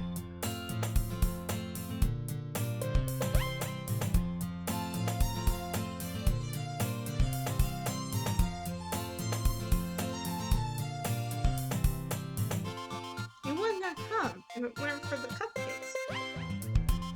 I mean, to be fair, who doesn't like a good cupcake? Plus, if they were chocolate cupcakes, then we would be stuck. So I had to trick Natsuki into making them. Come on, give me more credit than that, Sayori. Out of nowhere, something smacks Sayori in the face and tells her to death. Yay! Ow! What's a cookie? Sure enough, it's a giant cookie wrapped in plastic. Sayori glanced around. Is this a miracle? Is it because I paid my restitution? Retribution? Actually, that one almost worked. I was just gonna give it to you. Then I heard you bob about the cupcakes. That's totally worth seeing the reaction, though. Natsuki! That's so nice of you. I'm so happy. Sayori hugs the cookie. Jeez, just eat it. Her somehow takes a big bite. So good. Wash your hands over her mouth. I bit my tongue. You're going through a lot over just one cookie. Takes a bite of her own cookie. Aw, yours looks really good too, Natsuki. Can I try it? Jeez. Beggars can't be choosers. But yours is chocolate. Yeah, why do you think I gave you that one? Fine. So I'm really happy that you shared this one with me. Sorry, gets out of her seat and goes behind Natsuki. Her arms around her. Ah, jeez. I get it. It was still near enough so you reaches up to Natsuki. Sayori totally leans down and takes a bite out of Natsuki's cookie. I want to stay! Just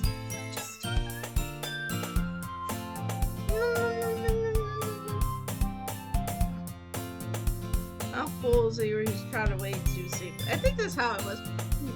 You think that's how you do that? Sayori tried to wait to see. Yuri and I laughed as well. Jeez, you're such a kid sometimes. Monica, can you tell Sayori? Suki glanced around. Monica isn't in the club room. Ugh, where's Monica anyway? Good question. Haven't any of you heard about anything about her being late today? Not me. Yeah, I haven't either. That's a bit unusual. I hope she's okay. Of course she's okay. She's probably just had something to do today. She's pretty popular after all. You don't think she has a... I wouldn't be surprised. She's far more desirable than all of us combined. That's true. Excuse me? Oh, the door swings open. Sorry, I'm super sorry. There you are. I didn't mean to be late. I hope you guys weren't worried or anything. Monica chose the club over her boyfriend after all. You're so strong-willed. Boyfriend? What on earth are you talking about? Monica inquisitively glances at me. Never mind that. What held you up anyway? This is cozy.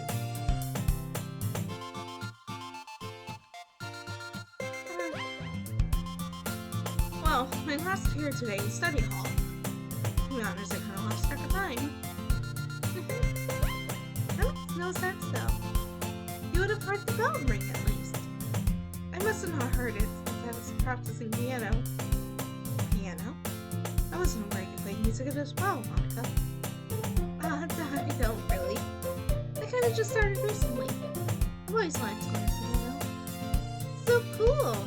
You should play something for us. That's... well, maybe once I get a little bit better, I will. That sounds cool. Well, also looking forward to it. So, in that case, I won't let you down. Smiles sweetly. She's got a weird smile though. Didn't mean any pressure or anything like that. Don't worry. I've been practicing a whole lot this morning. And I really love the chance to share once I'm ready. I see. In that case, best luck. Thanks. So I didn't miss anything tonight? No, not really. I chose to leave outsiders mischievous. That's a good thing. I'm sure not Sugi would have blamed her anyway. Looks like everyone has already settled down. Sayori somehow already finished her entire cookie. Yuri's back in her book and Natsuki disappeared into the closet. Why is she... Hey, Samuel! Welcome to the stream. Doki doki.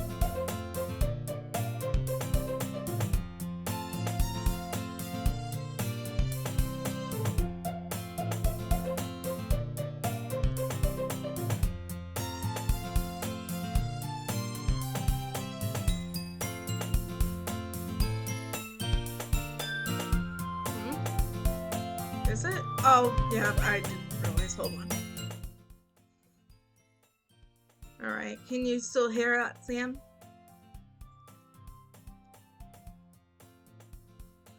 Also, Tora, if you're still here.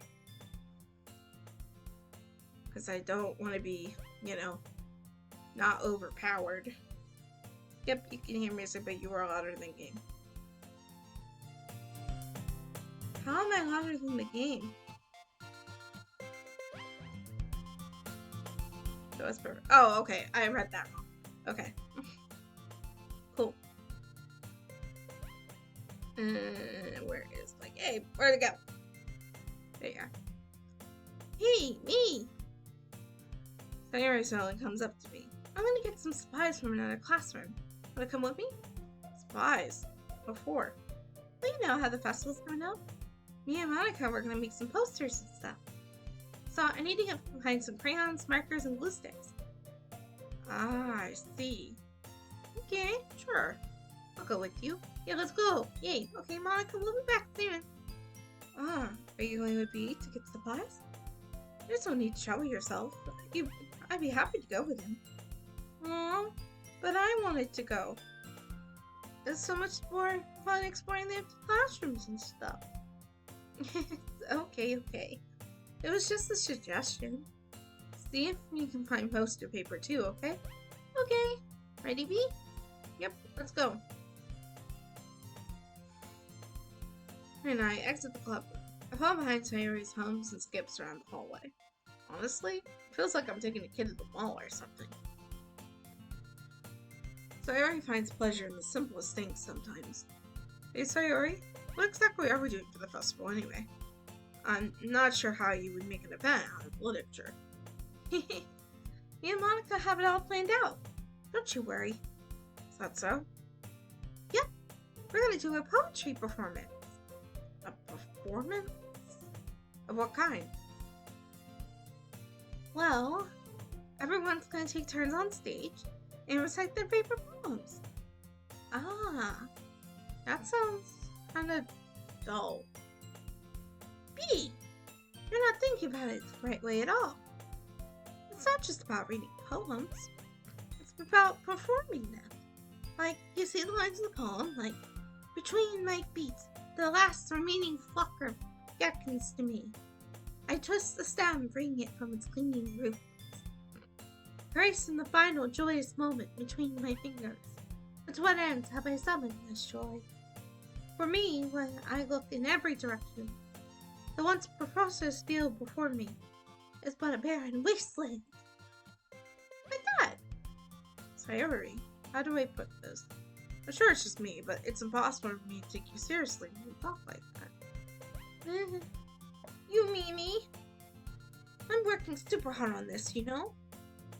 Ah, I know. I just mean that it's pretty unordinary contrast to your cute self. Don't say that. It's embarrassing. I guess that means I'm doing a good job. Yeah, I guess so. I'm so excited. The festival's gonna be so much fun. Sari spins herself around the hallway again. Maybe this classroom over here is empty. Let's begin the mission. The mission, eh? It's been a long time since I spent time with Sayori like this. But in the end, she hasn't changed one bit. She's nothing but a ball of sunshine drawing happy vibes from the world around her. It's a pretty nostalgic feeling for me. As the years went by, I began to hold myself up in my room more and more. So going on adventuring with Sayori brings about a special sort of feeling I forgot I had in me. The two of us entered the classroom. Sayori heads straight to the closet and I follow. Let's see what we have in here. Crayons! Sayori pulls a box of crayons off the shelf. They're the best brand too. They're kind of dirty, though. Sayori starts pulling various crayons out of the box, reading the color names. Alright, that's one down. Don't get distracted, we still need to find. Wait, I'm looking for my favorite color. Fine. Then at least move aside so I can look for the poster paper. Ah, I dropped one by accident. Ow. Yeah! Sayori bends over and smacks her forehead right into the shelf. She falls to the floor and the crayons spill all over her lap. Yowie. You okay? Why your forehead? Sayori clutches her forehead. Jeez, Sayori. That's just like you, isn't it? Come on, let me see. Then Sayori's sitting on the floor, grab her by the waist and pull her in the closet. You have to move your hands, Sayori. But it hurts. Just do it for a second. Oh. Sayori slowly releases her hands from her forehead. I gently brush her bangs to the side. Ow. Sorry. There's a huge red mark on the center of her forehead. I see it, right there. A bump is starting to form as well. Man, that's gonna swell up. I should find you some ice. Me? Where would I even find ice around this time? I guess a cold drink would do. You don't have to. I'm fine with looking like a unicorn. Even when she complains, Sayori makes a silly joke. Uh-huh. What are you saying? I'll be right back, okay? Well, okay.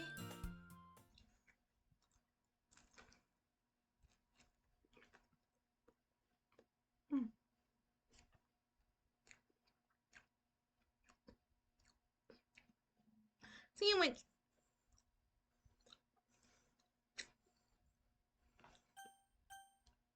I put Sayori on the shoulder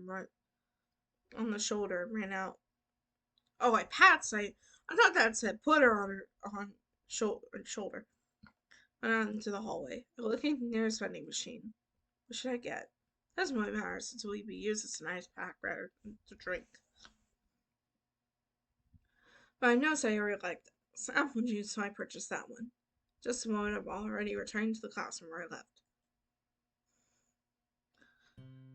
She has one palm of her forehead, and is using the other hand to clumsily scoop crayons back into the box. At least they were already in the wrong spots before I spilled them. Sayori, here. Oh, the juice box. The, water. And Sayori the bottle of apple juice. It's nice and cold. He opens the cap and starts drinking from it. Alright, what are you doing? It's for your forehead, idiot. Ah, sorry, I forgot. How hard did you hit your head? Ryan places the bottle against the bump on her head. It stings. Just bear with it, it'll feel better soon. Just look like you cleaned up most of the crayons, so that's good. Maybe. This kind of reminds you of growing up, doesn't it? Eh? What do you mean? You know how we used to play outside all the time? I would always try to keep up with you. You were kind of oblivious in some ways. Like I usually fell behind or had trouble climbing on the things you did. But sometimes when I tried to do things I couldn't, I would get myself hurt. I'd fall and scratch myself or get a bump. And I would start crying really hard. And you would rush over as quick as you could. And you would try really hard to get me to stop crying. It was almost like you blamed yourself and were afraid of getting in trouble if someone found out. Even though it really wasn't your fault. at all, Did I really do that? Yeah, you don't remember? Come to think of it, maybe I do remember a bit. Guess I was always so focused on my games that I didn't pay enough attention to you. So in a way, it was my fault. Kinda like this time, too. If I wasn't rushing you out of the class, you probably wouldn't have had it in your head.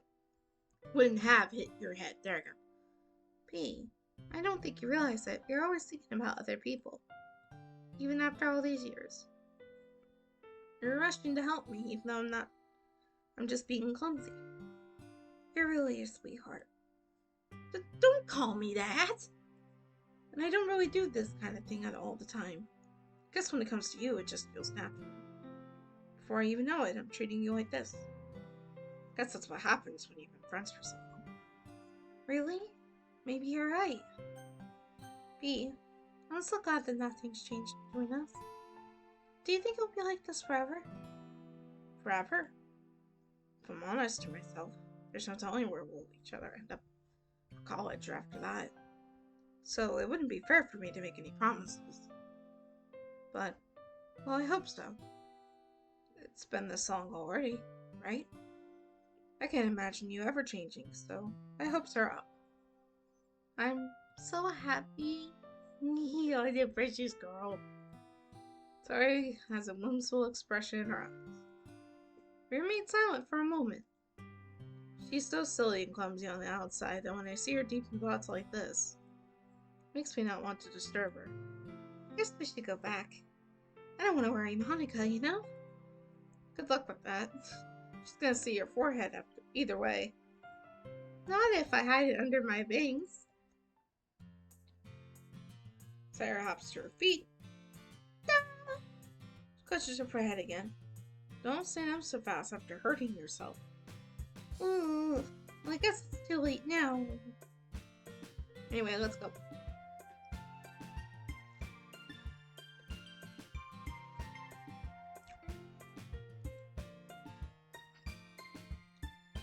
Bouncing around the classroom.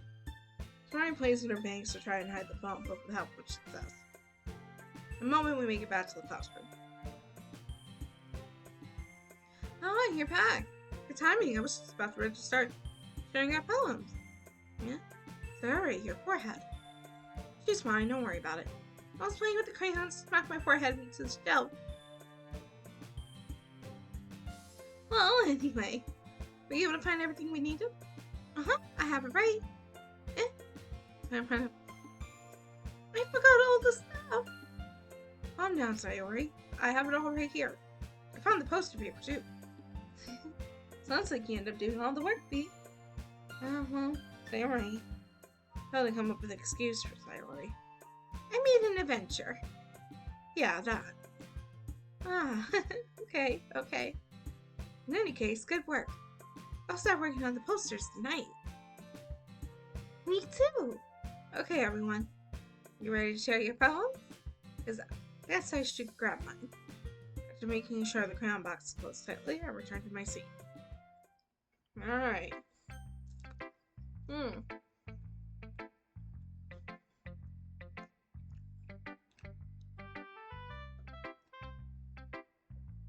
I feel bad Monica wanted to go with us to get the crayons. So let's show her first. Hi, Kimby. How's the writing going? Alright, I guess. I'll take that, as long as it's not going bad. I'm happy that you're applying to yourself. Maybe soon you'll come up with a masterpiece. I wouldn't count on that. You never know.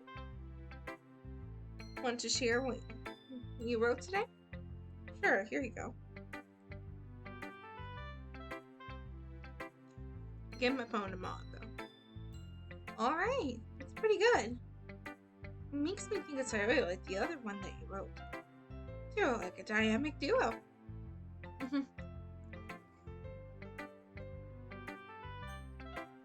Did I do a lot of Sayori? I don't think I did. I thought I did a lot of Yuri. That's kind of exaggerating it. Yeah, probably. You do spend a lot of time with her even in this club, don't you? And again, I don't blame you for being a little shy. I'm not shy. It's just... I'm just teasing. I know it takes a bit of time to make friends with everyone. But here in Natsuki are super interesting people. So don't be afraid to give them their share of time. You can talk to me every now and then, too. I'm not, like, unapproachable or anything, am I? Oh no, it's something like that. I'm just getting used to being here, that's all. Yeah. I'm sorry if I was putting pressure on you or something. I really didn't mean it like that. No, don't worry. I get what you're saying. Alright. Anyway, you want to read my poem now? I like the way this one turned out, so I hope you do too. Alright, let's take a look. Save me. The colors they won't stop, bright beautiful colors. Flashing, expanding, piercing, red, green, blue. An endless canopy of meaningless noise. The noise, it won't stop. Violent, grating waveforms. Squawking, screeching, piercing. Sine, cosine, tangent. Like playing a chalkboard on a turntable, like playing a vinyl on a pizza crust. An endless poem of meaningless. Load me. Load me? Seems more extra than your last one, huh? I guess it's just the way I write.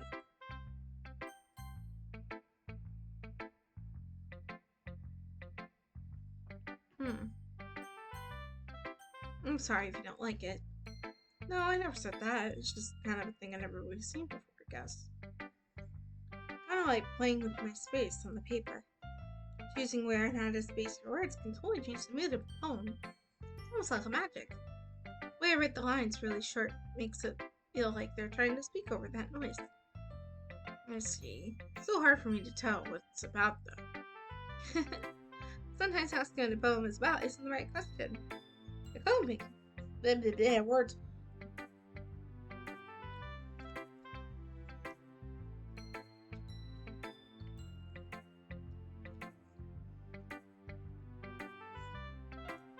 Abstract as a physical expression or a feeling, or a conversation with the reader.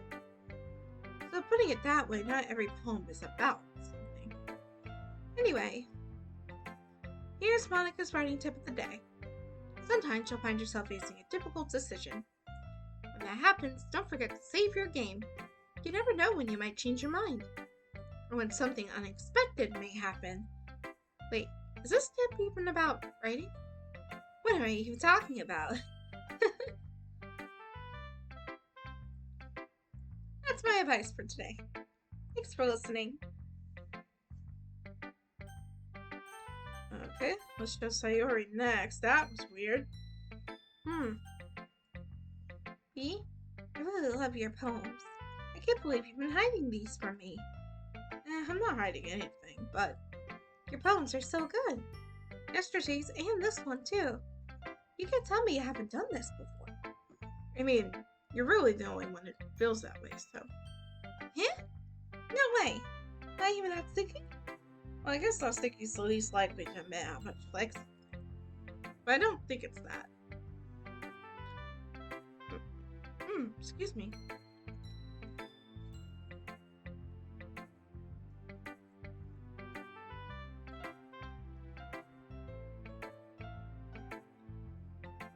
Well, guess I'll be honest about it.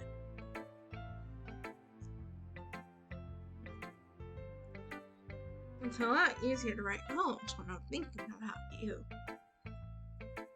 Eh? Stop thinking weird things, idiot. I just mean that you're a really expressive person, I guess. How am I supposed to write poems about my own stupid life? You somehow make everything in your life an adventure. Even the little things. Like cooking? Let's not talk about that. So, yeah. I guess what I'm saying is I feel more feelings so you than I can through myself. We have that kind of weird connection. It's your fault for getting in my business after all. I don't know if I understand. You never understand when I try to explain things to you, do you, Sayori? Pat Sayori's head. Hey! I'm not a kid, you know? You sure about that? Maybe. Sayori starts fiddling with her pencil between her hands. Evie, will you give me your poem? I kind of want to keep it. Huh? Why? Because, well, it's the first time you've written something for me. Sorry, you completely misunderstood. I didn't write this for you. Are you even listening anymore? Oh, whatever. I'll give it to you when we go home. Really? Snap. Ah! I broke my pencil. It's time to pick up the pens she dropped. Being inactive of surroundings, she pokes right into me. Sorry. It's fine, it's fine. I'll get it for you. I bend down and pick up the broken pencil. Just the desk beside her for support, without knees shaking. I am a little clumsy today. Let's sit down, Sayori. Yeah. I grab his arm and help her sit at the desk. Anyway, I still haven't read your poem. Oh, sorry, I forgot about that. That's not as good as yours. Jeez, don't worry. I'm sure I'll like it. Bottles. I pop off my scalp with the lid of a cookie jar. It's the secret place where I keep all my dreams. Little balls of sunshine all rubbing together like a bundle of kittens. I reach inside with my thumb and forefinger and pluck one out. It's warm and tingly. But there's no time to waste. I put it in a bottle to keep it safe. I put the bottle on the shelf with all the other bottles. Happy thoughts, happy thoughts, happy thoughts, and bottles all in a row. My collection makes me lots of friends. Each bottle is starlight to make amends. Sometimes my friend feels a certain way. Down comes a bottle to save the day. Night after night, more dreams. Friend after friend, more bottles. Deeper and deeper my fingers go. Like exploring a dark cave, discovering the secrets hiding in the nooks and crannies, digging and digging, scraping and scraping. I blow dust off my bottle caps. Doesn't feel like time elapsed. My empty shell could use some more. My friends look through my locked front door. Finally all done, I open up and in come my friends. In they come, such a hurry, do they want my bottles that much? I frantically pulled them from the shelf, one after the other, holding them out for each and every friend. Each and every bottle.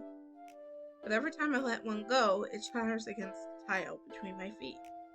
Happy thoughts, happy thoughts, happy thoughts, and shards all over the floor. They were supposed to be for my friends who aren't smiling. They're all shouting, pleading something, but all I hear is echo, echo, echo, echo inside my head. Damn. Holy crap. Sorry, did you really write this? Of course I did. Didn't tell you yesterday I was going to write the best poem ever? Yeah, but, I didn't expect something like this coming from you. Monica taught me a whole lot. Never really in touch with my feelings recently. I see that. Oh. Are the bottles of happiness referring to pill bottles? It's almost kind of creepy. Creepy? Well, not exactly. I'm back, my Wi-Fi died. Oh, it's okay. Maybe because I'm so used to you being cheerful. Well, never mind. I'm thinking too hard about it. The point is, it came out good, so you should be proud of it. Aw, thanks. I feel like I was meant to express myself this way. It even helps me understanding my own feelings a little bit better. Writing is like magic. You've gotten pretty passionate about this, huh? Hope you keep it up. Yay! Writing's the best. I'm gonna keep writing until I die. Don't get ahead of yourself. Constant habit of getting obsessed with something before dropping it no more than a week later. I wonder if this is one of those times. But seeing the passion in her eyes makes it hard for me to be pessimistic. Okay. And my Wi-Fi at work and here are acting up too.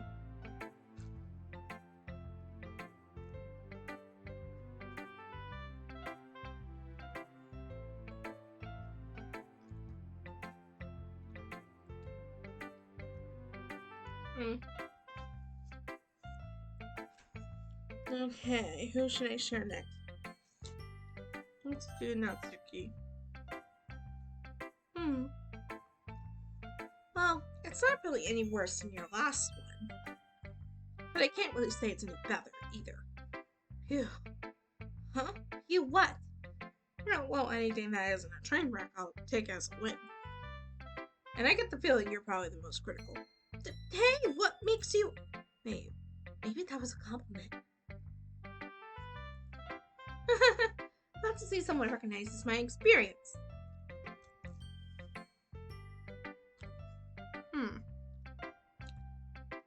Well then, keep practicing and maybe you'll be good as me someday. That's, and he tells me Natsuki completely missed the point. Come to think of it, this kind of reminds me of Sayori's poem from yesterday. Eh, you think so? Yeah, well, I guess if you've been friends with her for so long, you might be on the same wavelength. You never really struck me as her type. Sayori has a type all of a sudden? Well, I don't know, but honestly, how could someone see your, puppy spend so much time with someone like you? It's like she's dragging around like a dead weight. That was a little unnecessary. Yeah, that was a little unnecessary. Think of it this way. If it weren't for me, she would probably just fly away like a velvet balloon. You could say we each take care of each other in our own way. Whatever it is, I don't get it. Oh yeah, I guess I'm supposed to show you my poem. Here. Amy likes spiders. You know what I heard about Amy? Amy likes spiders. Icky, wiggly, hairy, ugly spiders. That's why I'm not friends with her. Amy has a cute singing voice. I heard her singing my favorite love song. Every time she sang the chorus, my heart would pound to rhythm of the words. But she likes spiders. That's why I'm not friends with her. One time I hurt my leg.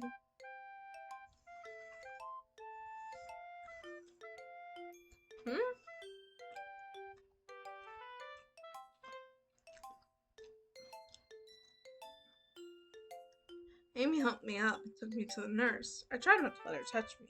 She likes spiders. So her hands are probably gross. That's why I'm not friends with her. Amy has lots of friends. I always see her talking to people. She probably talks about spiders. But if her friends start to like spiders too. That's why I'm not friends with her. It doesn't matter if she has other hobbies. It doesn't matter if she keeps it private. It doesn't matter if it doesn't hurt anyone. It's gross. She's gross. The world is better off without spider lovers, and I'm going to tell everyone. Not bad, right? It's quite a bit longer than yesterday's. That wasn't really a poem. That was more of a short story. Yesterday's was way too short. I was just warming up. I hope you didn't think that was the best I could do. No, of course not. Anyway, the message is pretty straightforward in this poem. I doubt it. I have to explain it. Sometimes you can explain issues with more simpler analogies. It helps people realize how stupid they're being. Like, anyone would agree that the subject of this poem is an ignorant jerk. You know people like that? Of course, it's about how everyone thinks my... That doesn't matter. It could be about anything. Ooh.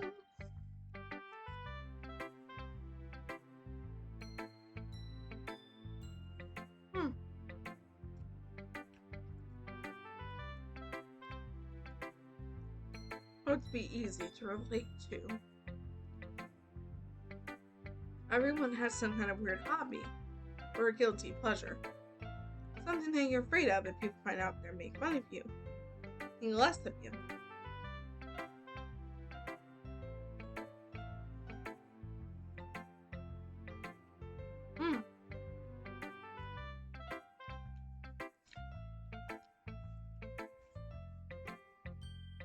But that just makes people stupid.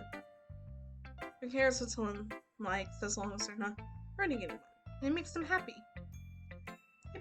I think people really need to learn to respect others for liking weird things. Well, you're definitely right. At least I can relate to that. I'm sure a lot of other people can too. It's what I do best, after all. I don't like writing unless there's a good message to take away from it. Like conveying emotions is important. I want to make people think, not just feel. Remember that. I'm gonna write a good one for tomorrow too. So look forward to it. Alright, Yuri's last. Let's see what you've written for today. Well done, Bee. Your skills are already improving. Really? Thanks, Yuri. Coming from you, that means a lot. It's nothing. I'm just happy to help inspire fellow writers. I know you're new to this, so don't worry so much if it seems like you can't get your poem to feel perfect. You don't need to be afraid to be a little more daring. Metaphors can go a long way. Don't feel like you need to work your brain like turning a bunch of gears. Try letting your mind wander through your feelings. And write down the things you see and hear. That one day to truly enable your reader to see into their minds. It's a very intimate exercise. I see. That's a certainly interesting technique. Thanks for sharing.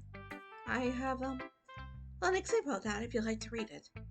Of course. What is this poem you wrote for today? Yuri nods and timidly hands me her poem.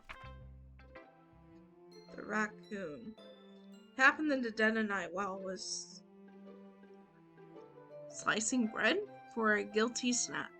My attention was caught by the discovering of a raccoon outside my window. That was, I believe, the first time I noticed my strange tendencies as an ordinary human. I gave the raccoons a piece of bread, my subconscious well aware of the consequences. Well aware that a raccoon is fed, will always come back for more. The enticing beauty of my cutting knife was the symptom, the bread, my hungry curiosity, the raccoon, an urge. The moon incentives his face, and reflects that much light off of my cutting knife.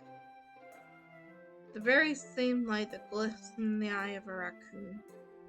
I slice the bread, fresh and soft. The raccoon becomes excited. As perhaps I am merely projecting my emotions onto the newly satisfied animal. The raccoon has taken to following me.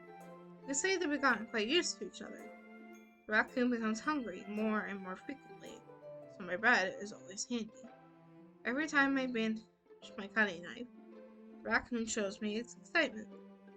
Such a blood. Classic.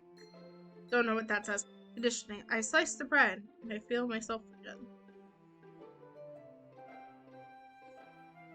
They killed the raccoon? That's what that sounds like to me.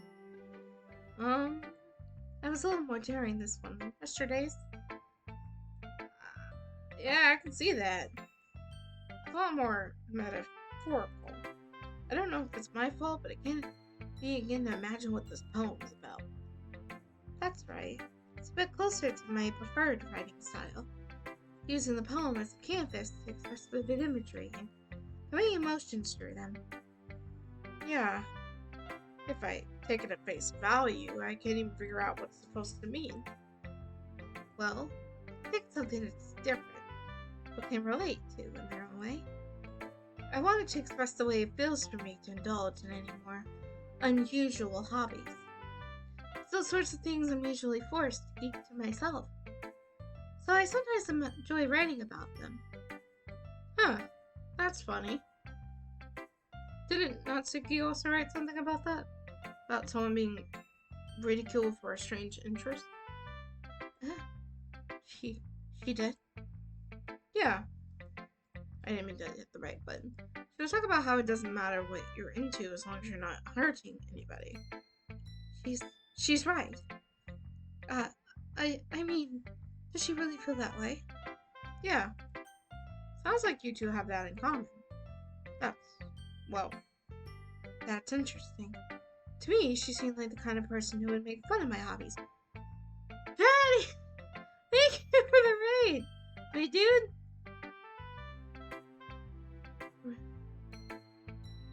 Gang panic gang big old raid. He says it for your bits and subs. What? What? No! You can't take my bits and subs. You can't do it. I don't even know how many people are watching me right now. Hello! Also, why am I... Oh. Do I have 2 of these open? Twitch.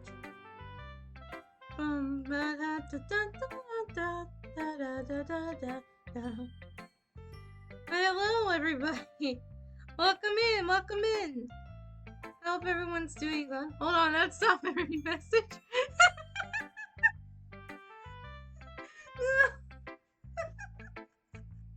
Hello, Suki, Patty, and the 5 other people that are here. Welcome to the stream. My name is V.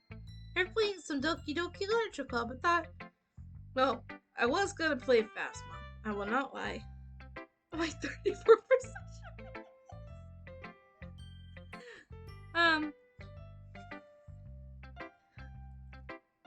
We're just playing something chill. We're playing something cute. Because Phasma was not downloaded for shit. Well, now it's playable. Such a lovely normal game. Yes, it's very cute so far. It's very cute, very sweet, very innocent. We're just chilling out. I got a jump scare from a big VTuber earlier, but you know, Suki is a Doki Doki expert. 'Tis true. Well then, Suki, I would definitely need some help picking some choices. But we're on. I don't remember which day we're on. To me, she seemed like the kind of person she would make fun of my hobbies. But I suppose that's my fault for judging, isn't it? Ah, please, don't tell her I said that. Don't worry, I have no reason to. Also, Patty, I hope you had fun on your stream. What you do? What you do, my dude?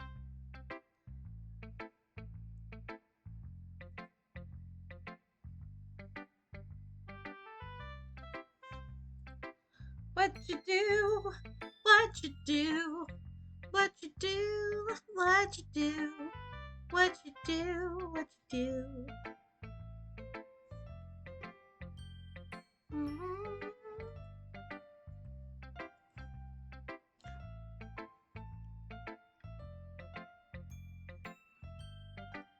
Oh, you played some Project Zomboy. Ooh. Very, very, very nice. Spooky season, and just to hang out. All I can say about your choices again is if you hang in there, you'll get to your love. I hope so. I played some Project Zomboy for spooky season, just to hang out for it. I got to continue my wildest Walking Dead fantasies. I heard Project Zomboy is fun. I've seen a bunch of Nietzsche people play it. Also, I fixed my freaking microphone. Well, okay, no, I didn't.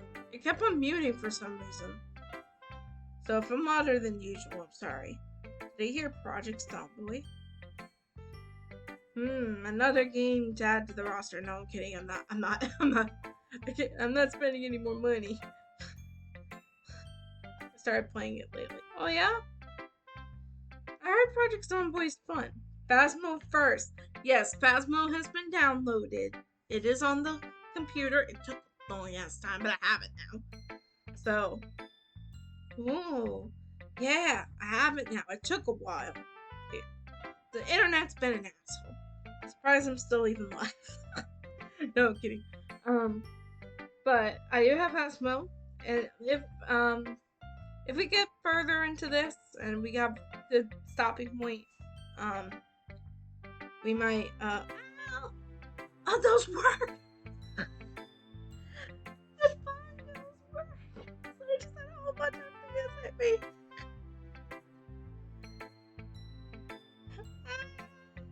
I got hit with a bunch of bongos. This is okay though. Anyway, if we find a good place to stop here, maybe we can, go through the training section of Phasma, maybe? So, you know, that way I can get used to the controls. The game is long, but this game? So prep for a long haul. How long is this game? Wait a minute, how long is it? Is it like a restart kind of thing? Hold on.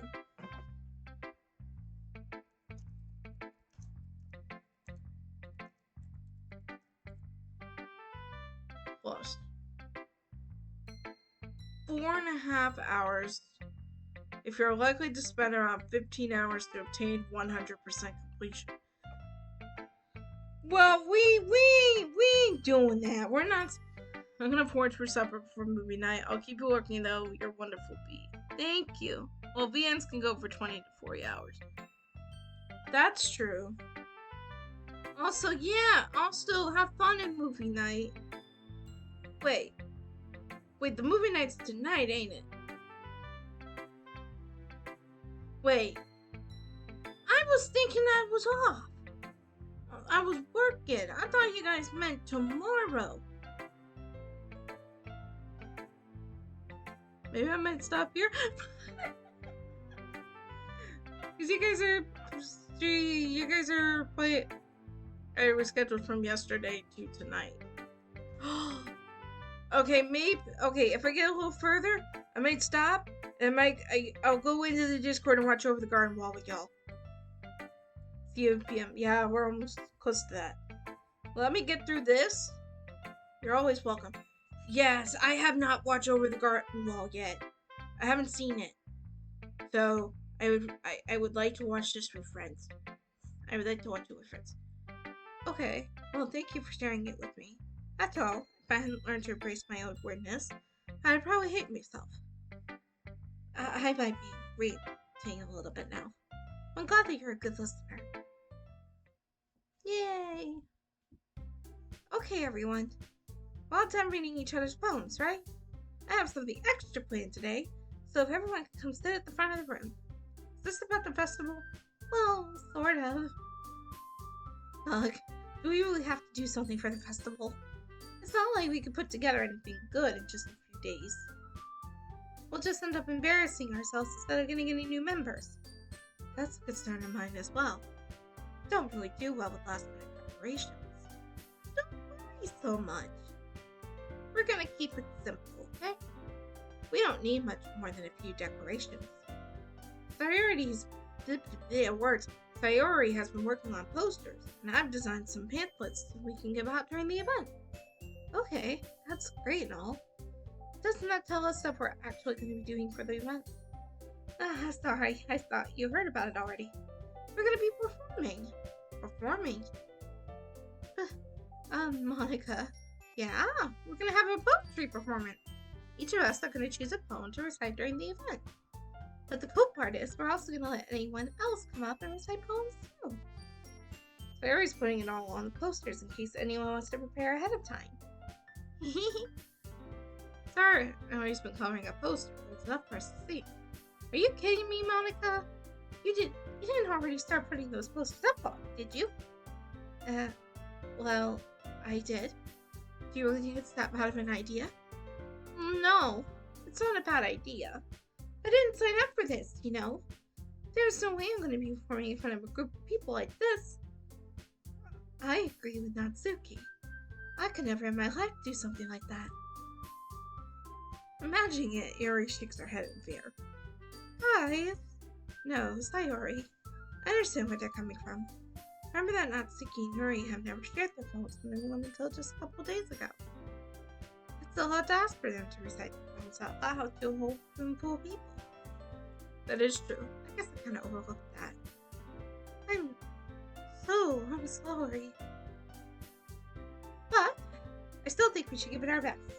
We're the only ones responsible for the fate of this club. If we start the event and each put on a good performance, then it will inspire others to do the same. And the more people who perform, the better we'll be able to show everyone what literature's all about. Yeah, it's about expressing your feelings, being intimidated with yourself, finding new horizons, and having fun. That's right. And it's those reasons that we're all in this club today. Don't you want to share that with others?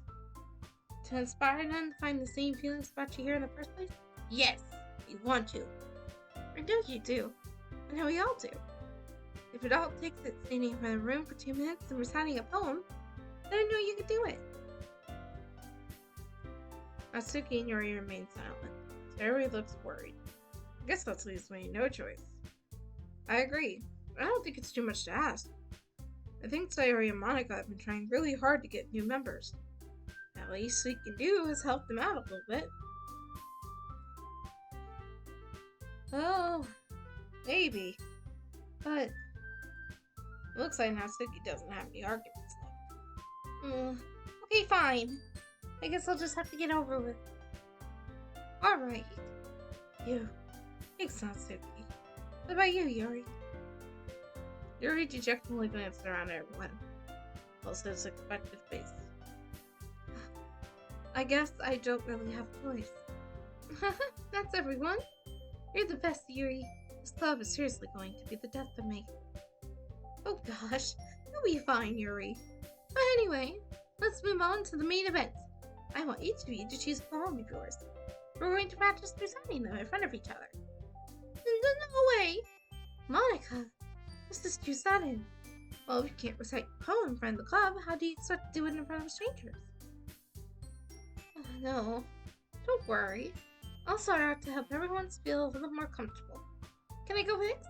Of course. Now let's see. Showing up at the thickest poem she had in mind for herself. She then stands behind the podium. The title of this poem is The Way They Fly. Monica begins reciting her poem. Clear, confident voice fills the room. More than that, her inflection is pristine. She knows exactly how to apply emotion behind each line she recites, bringing the words to life. Is this something else she's done before, or is it she simply a natural? I glance around me. Everyone has their eye on Monica. Sayori looks amazed. Yuri has intense expression on her face I don't understand. Finally, Monica reaches the recitation. 4 of us applaud. Monica takes a breath and smiles. That was so good, Monica. Thank you very much. I was just hoping you set a good example. Are you ready to go next, Sayori? I'll go next. Your name's turned up all of a sudden. Mary clutches a sheet of paper between her hands and stands up. Keeping her head down, she walks quickly over to the podium. This poem is called... You can do it, Yuri. It's called After Image of a Crimson Eye. Yuri's voice shakes as she starts reading the poem. Just a moment ago, she practically refused to do this. Why is she suddenly putting so much effort? Yuri gets past the first couple lines, her voice changes. It's almost like what happens when Yuri gets absorbed into her books. Quivering words transform into the sharp syllables of a fierce and confident woman. The poem is full of twists and turns in a structure that she indicates with perfect timing. This must be a rare glimpse into where only the year concealed inside her head. Suddenly, she's finished. Everyone is stunned. Yuri snaps back into reality and glances around her as she's bewildered, even herself. It's up to me to save the situation. I'm the first to start a plot. Everyone joins me afterwards and gives Yuri the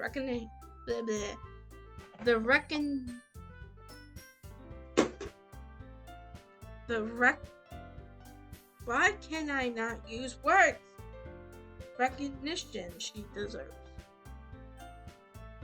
It's not that we didn't want to applaud to her, but we were caught off so guard that we must have forgotten. As we applaud, Yuri holds the poem to her chest and rushes back into her seat. Yuri, that was really good. Thank you for sharing. Looks like Yuri's down for the count. Okay, I guess I'm next then. Sarah hops out of her chair and cheerfully walks to the podium. This one's called My Meadow. Sorry, I giggled.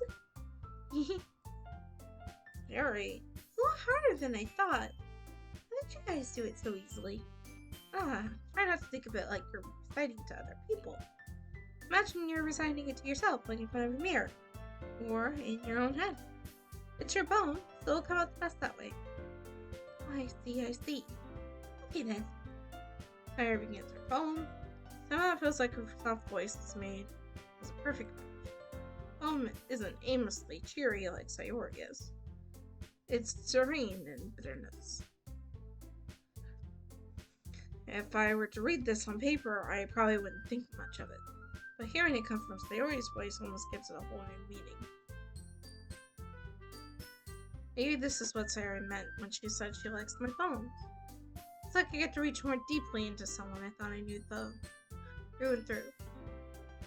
But I already finished this and I did! Good job. Even big like this. I guess that's a good sign. What does that even mean? It came out nicely, Sayori. Now I'm through the poem. On this! Thank you for the follow. I don't know why it didn't pop up. Is stuff not working again? Harmony. I don't think stuff's working again. Howdy dowdy. New account. I gotcha.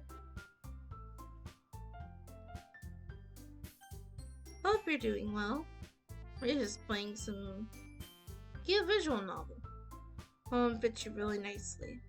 But it might be the other poems didn't work as well with that kind of delivery. Yeah, I don't really understand. In other words, I have seen poems of yours where the sort of gentle delivery wouldn't work as well. They might need a little more force behind them depending on what you're reading. Oh, I know what you mean. Well, I've been practicing that kind of thing. It's just embarrassing to do it in front of everyone. The next time, I'm gonna make you pick a poem that challenges you a little more. You don't have much time before the festival, you know? Okay. Now who's next? Natsuki? Don't make me go before B. It's not like I can compare to you guys anyway. Might as well let B lower everyone's standards a little before I have to do it. Natsuki. It's fine. I might as well get it over with. But it's not like I have much of a selection of what to read. I'll just have to go with what I wrote for today. I stand up and step in front of the podium. Everyone has their eyes on me, making me feel terribly awkward. I recite my poem. Since I'm not exactly confident in my own writing, it's hard to put energy into it. Despite that, once I finish, I receive applause anyway. Sorry, I'm not really as good as everyone else. Don't worry about it. So much. I think it's less about your abilities and more about your lack of confidence in your writing. That's something they'll prove over time, though. Yeah, maybe. Alright then. That just leaves you, Natsuki. Yeah, I'm going. Natsuki begrudgingly gets out of her seat and makes her way to the podium. The poem is called... How are you all looking at me? Because you're presenting. Anyway, the poem is called Jump. Natsuki takes a breath. When she starts reciting the poem, her sour attitude disappears a little. While she's still a little unenthused, her poem has a rhythm and rhyme to it. It's Natsuki's trademark style, and it works surprisingly well when spoken aloud.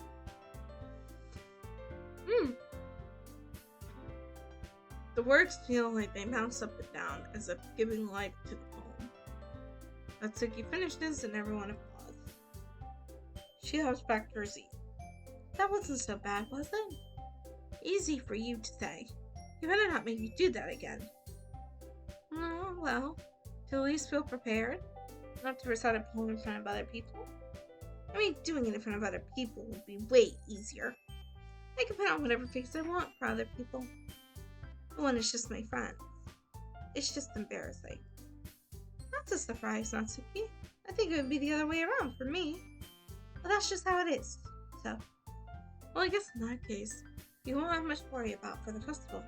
That said, I want to thank everyone for coming through. It might be hard, but I hope that you all have an idea of what's now. Make sure you pick a poem and get enough practice for the festival, okay? I'll be making pamphlets to let you know ahead of time what you'll be reciting. Jeez, I should probably find some other poems to recite instead. That's fine too. It doesn't have to be your own. I'm already pleasantly surprised that you're putting in all this effort for the poem. Makes me really happy. Yeah, no problem. Okay, everyone, I think that's about it for today. I know the festival's coming up, but let's try to write poems for tomorrow as well. I've been working out really nicely so far, so I'd like to continue that. As for the festival, we'll finish playing tomorrow, then we'll have the weekend to prepare. Monday's the big day. I can't wait. I can do this. I can do this. Alright. I stand up. There's no way I'll be able to find the same enthusiasm as Sayori and Monica. I'll do my best to get through it. If it's for the sake of the club, and impressing Monica, then I'll have to do my best. Ready to go, Sayori? Yep. Look at you two always going home together like that. Kind of adorable, isn't it? These guys, don't make such a big deal out of it. It must be a little nice, though. Well, how am I supposed to respond to that? Okay, B, you don't have to say it. Whatever, let's go already. I walk home with Sayori once more. Even though it's only been a few days, a lot of things have already changed. But today, Sayori's being a little quieter than usual on the way home. Hey, Sayori? Sorry, I was spacing out. No wonder. I was thinking about something from earlier. I like how we get to, I'm fumbles with the words. So let's just say that one day, Yuri asked to walk home with you. Huh? What'd you do? What kind of question is that? You're kind of putting me on the spot here. I would walk home with Yuri. I would still walk home with Sayori. No, I don't want to upset the people. Sayori, you really think I would ditch you for Yuri? But she's so beautiful and smart. Jeez, I already see her in the club every day. Besides, you always seem to really like going home together. I wouldn't just ruin that for you. You're so silly, V. You think about me too much sometimes. Yuri would deserve it if she wanted it, so... Sorry, I've already made up my mind. I really can't figure you out sometimes. Sorry. Besides, what's the point of us speculating something that's never gonna happen? Conversation trails off. It's kind of a weird thing for Sayori to care so much about. I want to respect her and keep her happy, too. And again, the festival's only a few days away. Who knows what will happen in that time? Okay. Termination. Sugar.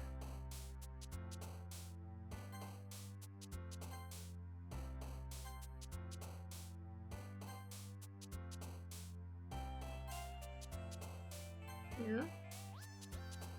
Headphones. Tone. Desire. Essence. Strawberry. Hope. Lucky. Love. Sparkle.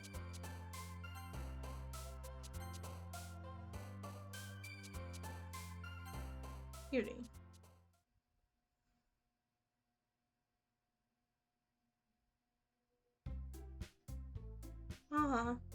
Man, and the last one here again? Don't worry, I just walked in too. Were you practicing piano again? Yeah. You must have a lot of determination. Starting this club and now picking up piano? Well, maybe not determination. But I guess passion? Remember that the club wouldn't be here if it wasn't for all of you. And I'm super happy that you're all going to help out for the festival too. Oh, I can't wait for the festival. It's gonna be great. Weren't you complaining about it just yesterday, Natsuki? Oh, yeah. I'm not talking about our part of the festival. It's a whole day of school where we get to play and eat all kinds of delicious food. You sound a bit like Sayori all of a sudden. Monica, you usually have fried squid. Squid? That's a pretty specific thing to look forward to. Oh, come on. Aren't you saying you don't like squid? You of all people? I didn't say I don't like it. Besides, what do you mean by you of all people? Because it's right in your name. Monica.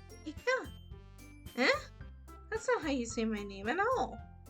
Also, that joke makes no sense in translation. Yeah, never mind. Let's just focus on our own event for now, okay? Fine. Your actions aren't as fun as Yuri's or Sayori's anyway. Excuse me. Where is Sayori anyway?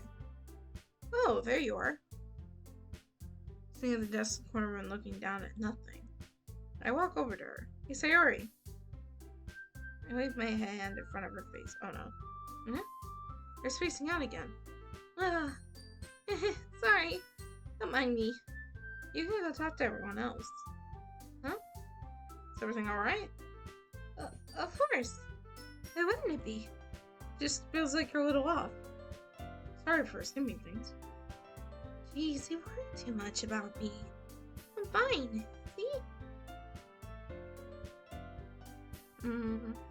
Don't let me distract you from having fun with everyone else.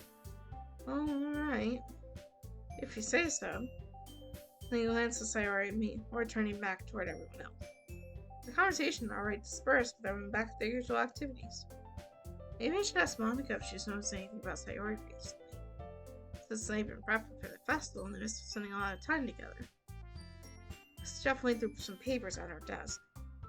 Hey, what's up? Hey, this might sound a little strange, but have you noticed anything up with Sayori recently? Anything up with her? What way do you mean? Maybe I'm reading into it a little too much, but she seems a bit downcast tonight. Oh, you think so? I can't say I've noticed anything about her. Monica peers across the room, Sayori is idly dragging a rubber up and down her desk. Maybe there is something on her mind. But I'm surprised I'm not the one asking. You be. You certainly know her a lot better than I do. Yeah, but she's never way like this. She's always talked to me about things that bother her. This time when I asked her, she was really dismissive. Sorry, I know it's not your problem, but I just wanted to ask if you knew anything, so I'll drop it now. No, it's important to me too. I mean, I'm also friends with her. And also care about the well-being of my club members, you know. Maybe I'll try talking to her myself. Are you sure about that? She seemed like she was being left alone. Are you sure? Maybe she just had a hard time breaking it up with a person of interest.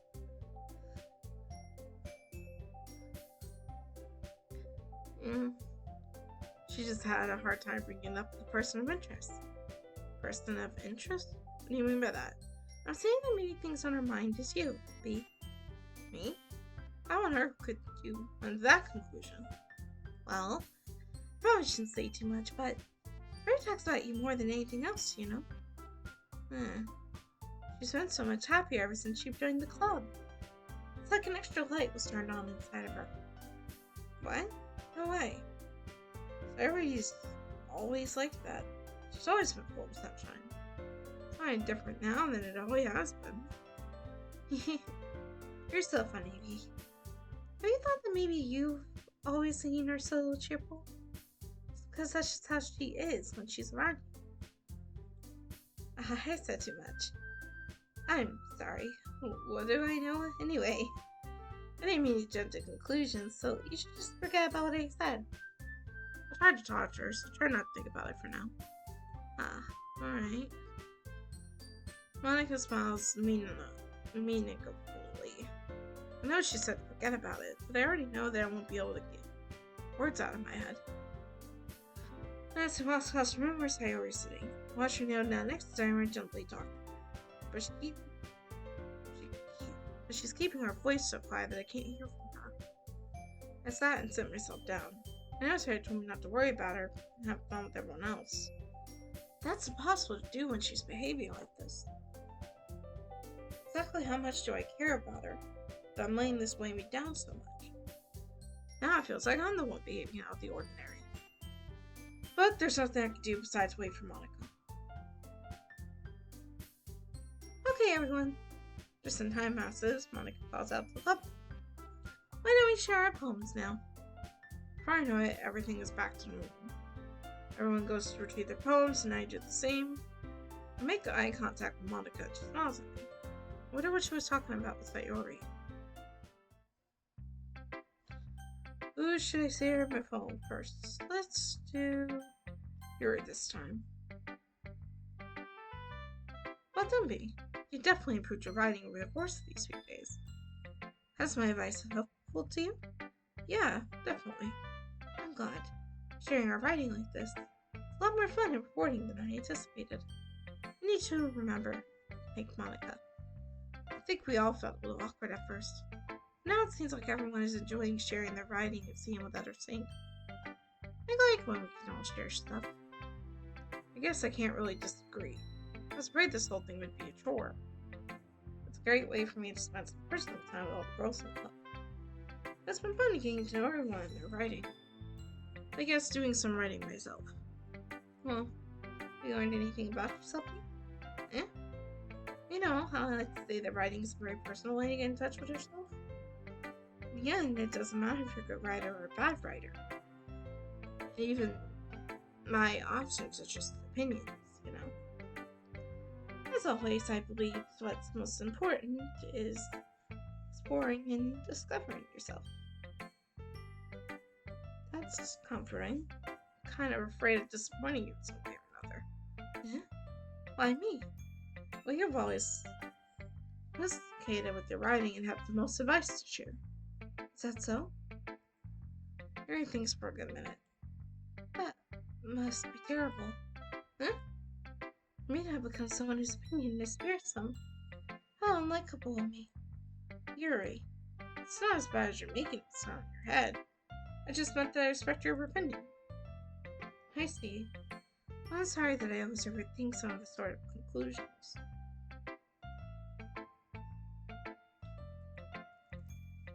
Well, I just realized I'm at 3 hours.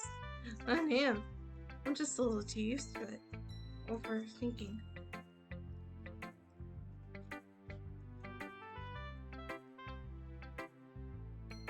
Dislike. Fury. What? What am I saying?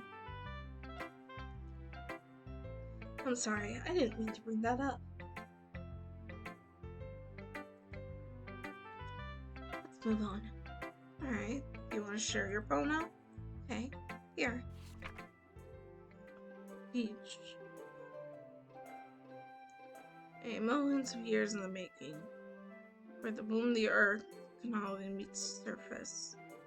Sky on expansive bliss, and a sandcastle where the sand is wet. Where the sand is wet, the tide comes. Turn to the earth forevermore. I'm afraid that the beach is kind of an innate thing to write about. I did my best to take a metaphorical approach to it. You say that like you didn't even want to write about it. Oh, you haven't heard. After yesterday, Naisuke and I, well, it was amusing that we wrote about something similar in such different ways. So Naisuke wanted us to write about the same topic to each other again. I suppose better compare the differences in our writing side of the thought processes. Anyways, it was her idea. Knowing her, it's no surprise that she wanted to do something like that. She probably just wants to show off. It's not like I have a particular interest in writing style. I just went with her request. But, well, I suppose it's not so bad to write about something simple on occasion. It can be refreshing, you know?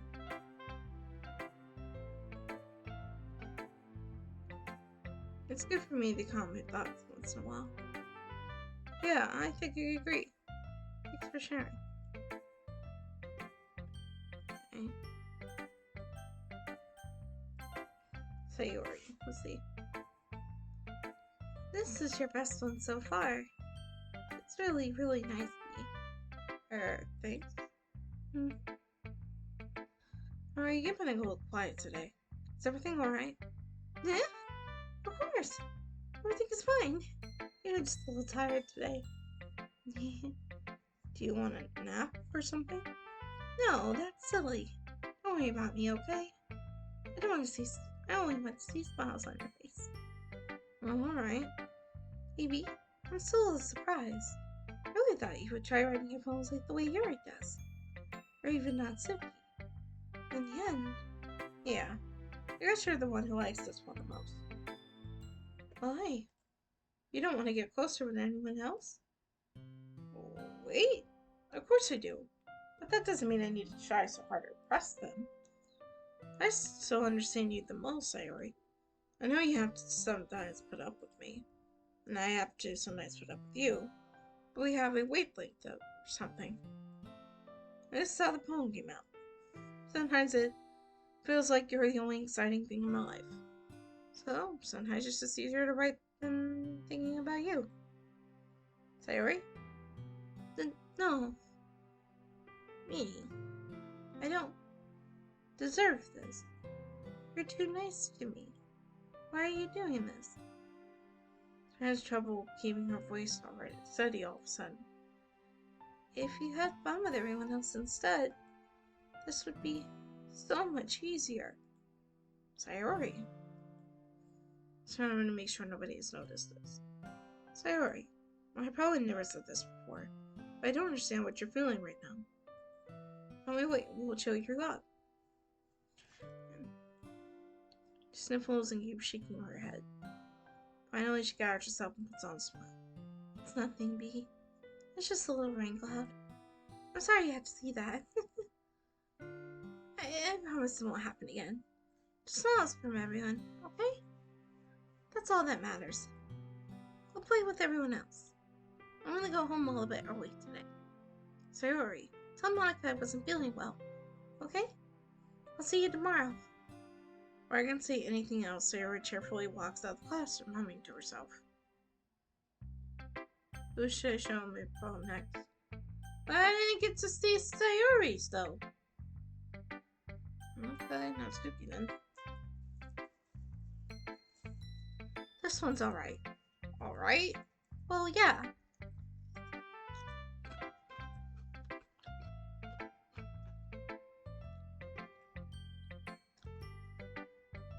Yes, anyway. I see what you're going for, but it's just not really my style. I mean, that's fine. I mostly just got you trying a little bit. Well, of course, I'm always trying. Why are you so emotionally invested in my poems anyway? Isn't that more of a compliment to me? No! Gross! It's not like I care. It's just that one of us in this club has to make sure you're not slacking off. Really? What if you ended up just scaring me away? That's... It's not like you would actually do that. Yeah, you're right. Kind of fun to hang out here, even if I have to put up with you.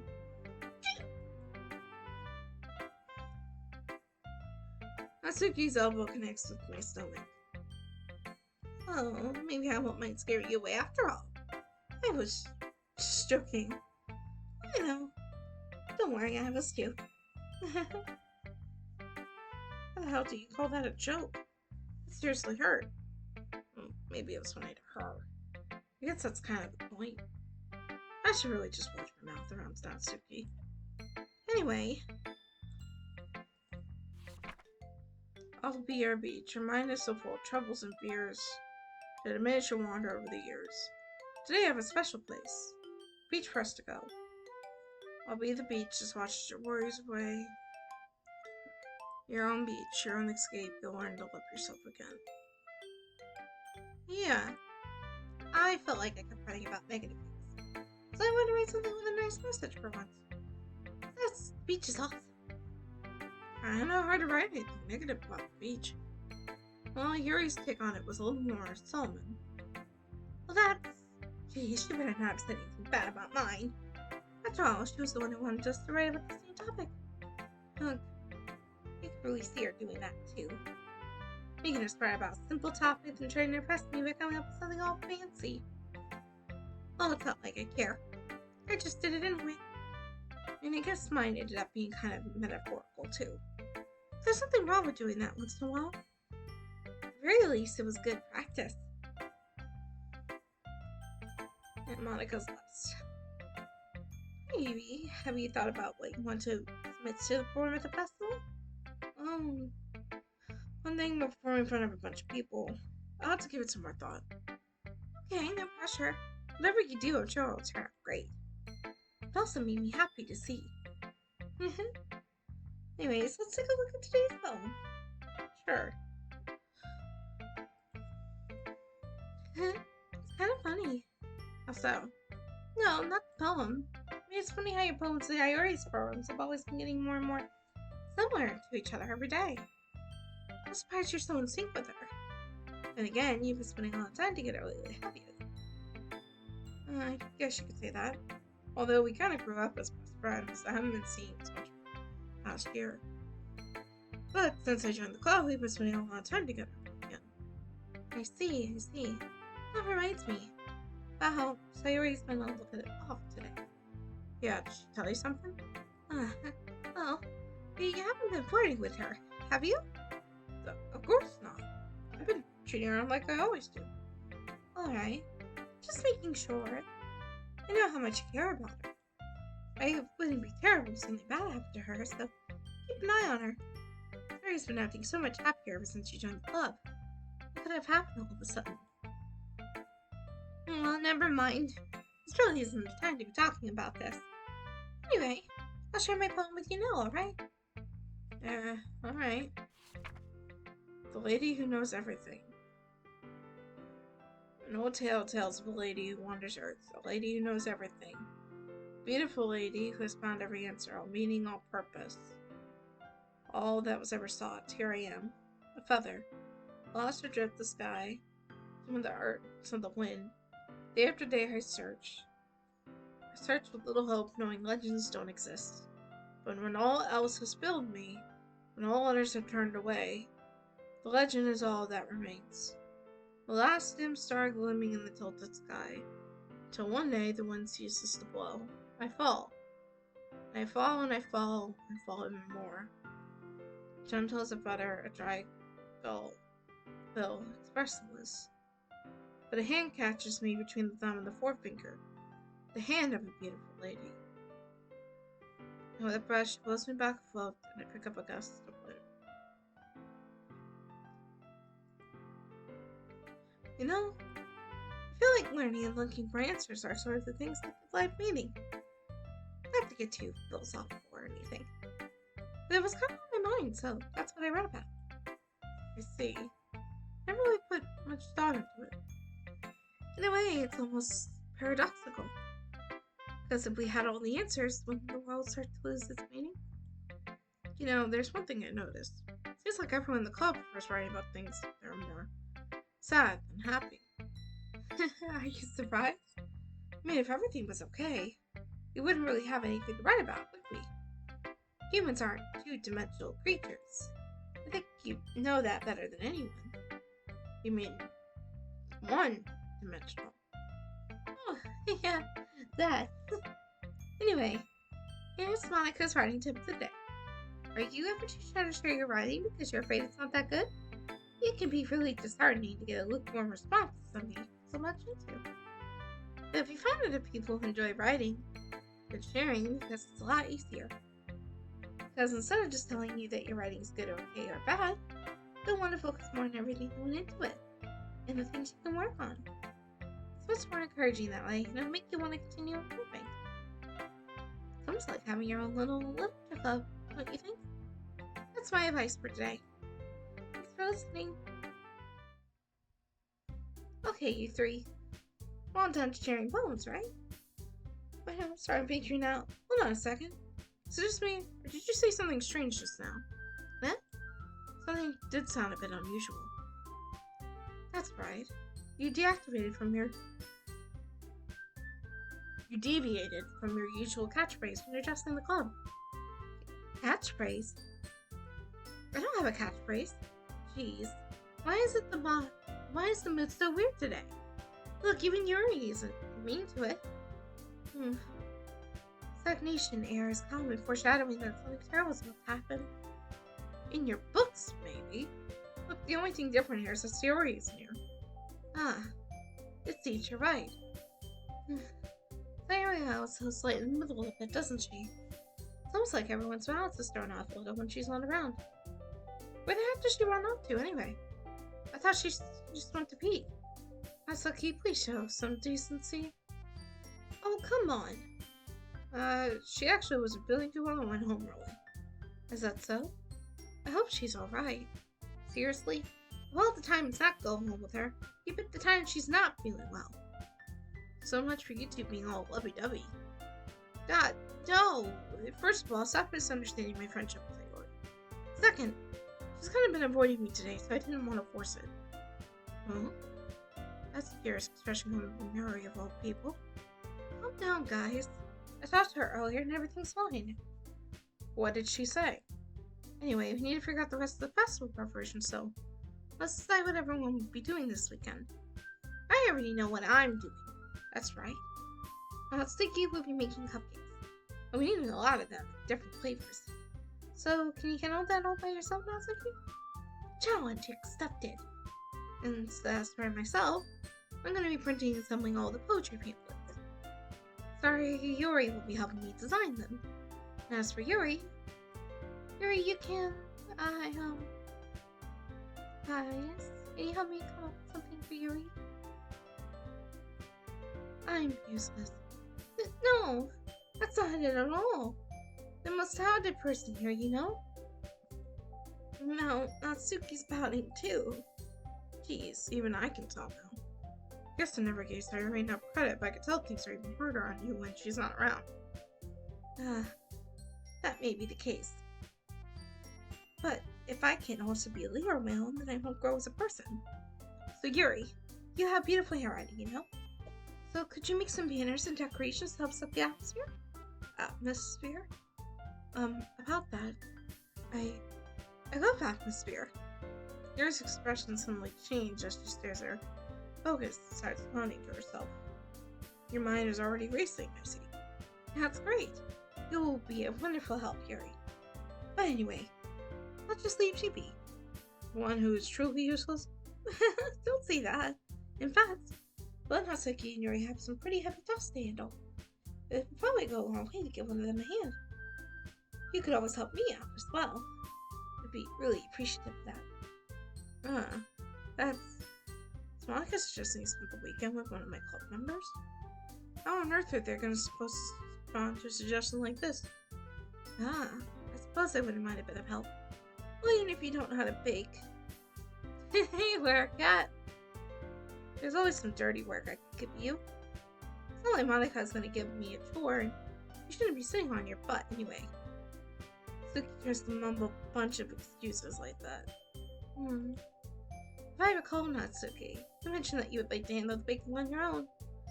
And you may not like to be around if it came out to be a nuisance. So therefore, you may be more suited to assisting with the decorations. Hold on, I never said that. Hope you're doing good today, Werecat. How hard could it be to make a few decorations anyway? Sounds more like you're just making an excuse for B2. What are you saying? It would be extremely meticulous work. And baking isn't? Just what do you think? Guys, let's settle down for a moment. In the end, I think it's up to me to decide how he'd like to contribute.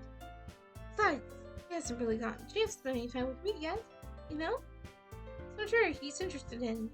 You literally just said. I'm surprised as well. Sorry. What's your saying though? Jeez, can we just settle this already? Yeah. B, you're okay with this, right? Again, it's up to you. Of course. Very well. In that case, it looks straight at me. Of course, I'm gonna go with... Why is Sayori still an option? I feel like this is a big moment. I'm gonna save. It's been pretty decent. Got back from D&D not too long ago. Oh, how was your D&D? How was your campaign? How was your start?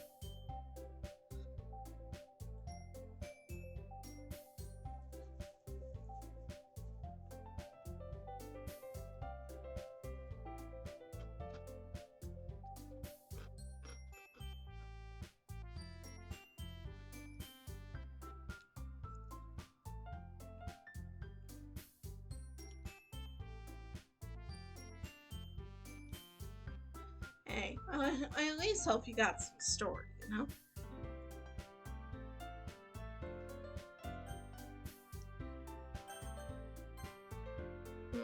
I feel like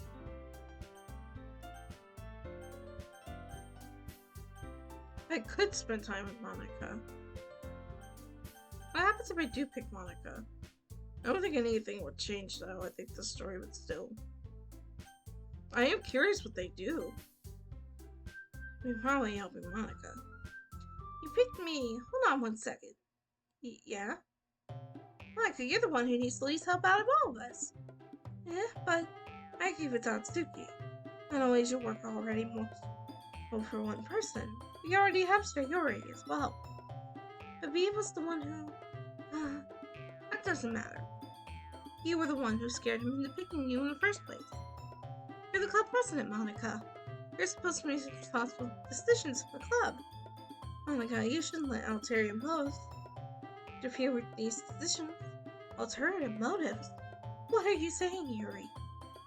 That does not take you guys are the ones with ulterior motives. Excuse me? Otherwise, this wouldn't have been made into such a big deal in the first place. That's completely false, Monica. Yeah, we have a lot of work to do, you know. It would be good as a job if we could make us work alone. Maybe that's true. Take the call, Monica. If we want our events to succeed, then we need to appropriately distribute our resources. So he's going to do the right thing, President? Okay. I get it. It's technically most logical for B to help one of you two. So, I guess that's what we'll do. Don't worry about it. I mean, it's going to be anyone that for helping Sayori. I mean, we're already neighbors, and Monica said that Sayori was helping her. Jeez, you really hate us that much? No, sorry, I didn't mean for this to be difficult. Okay. Yeah. Fighting specters in the haunted manor.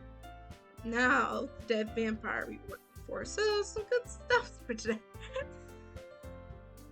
Murdering some specters in a haunted manor of a dead vampire that you guys were working for. Oh my goodness.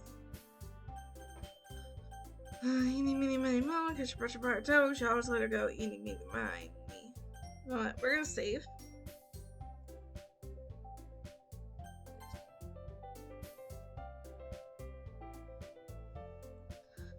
Save! Yes!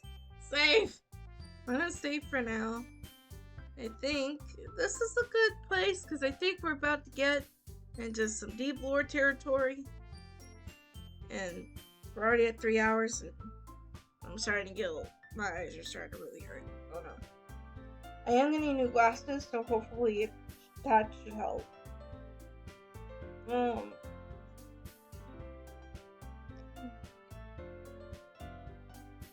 So that should help a bit, but I don't get them until next week, I don't think. Or in a few days. So. Also, I need a new microphone! Yay! But mine, for whatever reason, it keeps muting the microphone. And I'm not even hitting the button. Like, I'm just, you know. So, I had to use my regular laptop mic this time around. So, I hope everything at least worked out well with the audio. Oh, excuse me. So I think we're gonna save for now. Let's go to just chatting real quick. Oh, this is cute. I'm glad I picked this game. It's less it's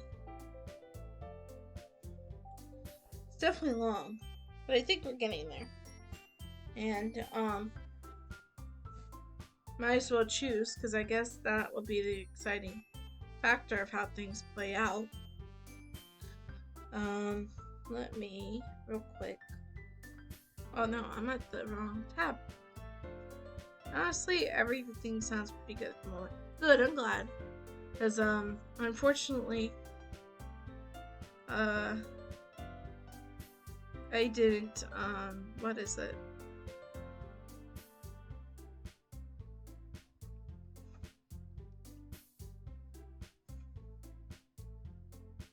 I didn't what is it? And originally I was gonna play Phasmo today. I was gonna do like the training portion of Phasmo, so I can get some of the stuff down and stuff. But yeah, that Phasmo kept on acting up when I was trying to download it. So I have it now though. So at some point I'm gonna be doing a Phasmo collab. Yay! Yay! So yeah, you know, hi, good Jess. Yay! Oh, ow!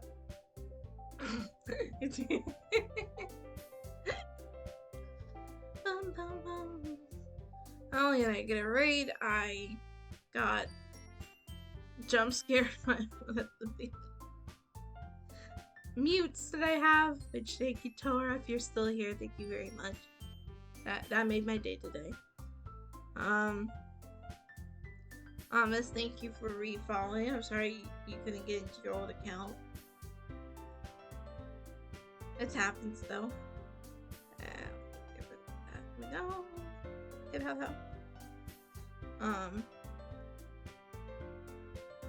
You know what? We'll go for a few more minutes.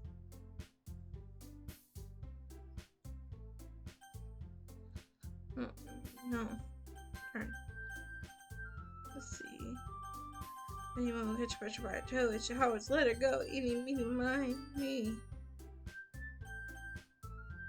Well, it's like it could be fun. And you guys made it sound like a lot of work, so I could probably use 2 people.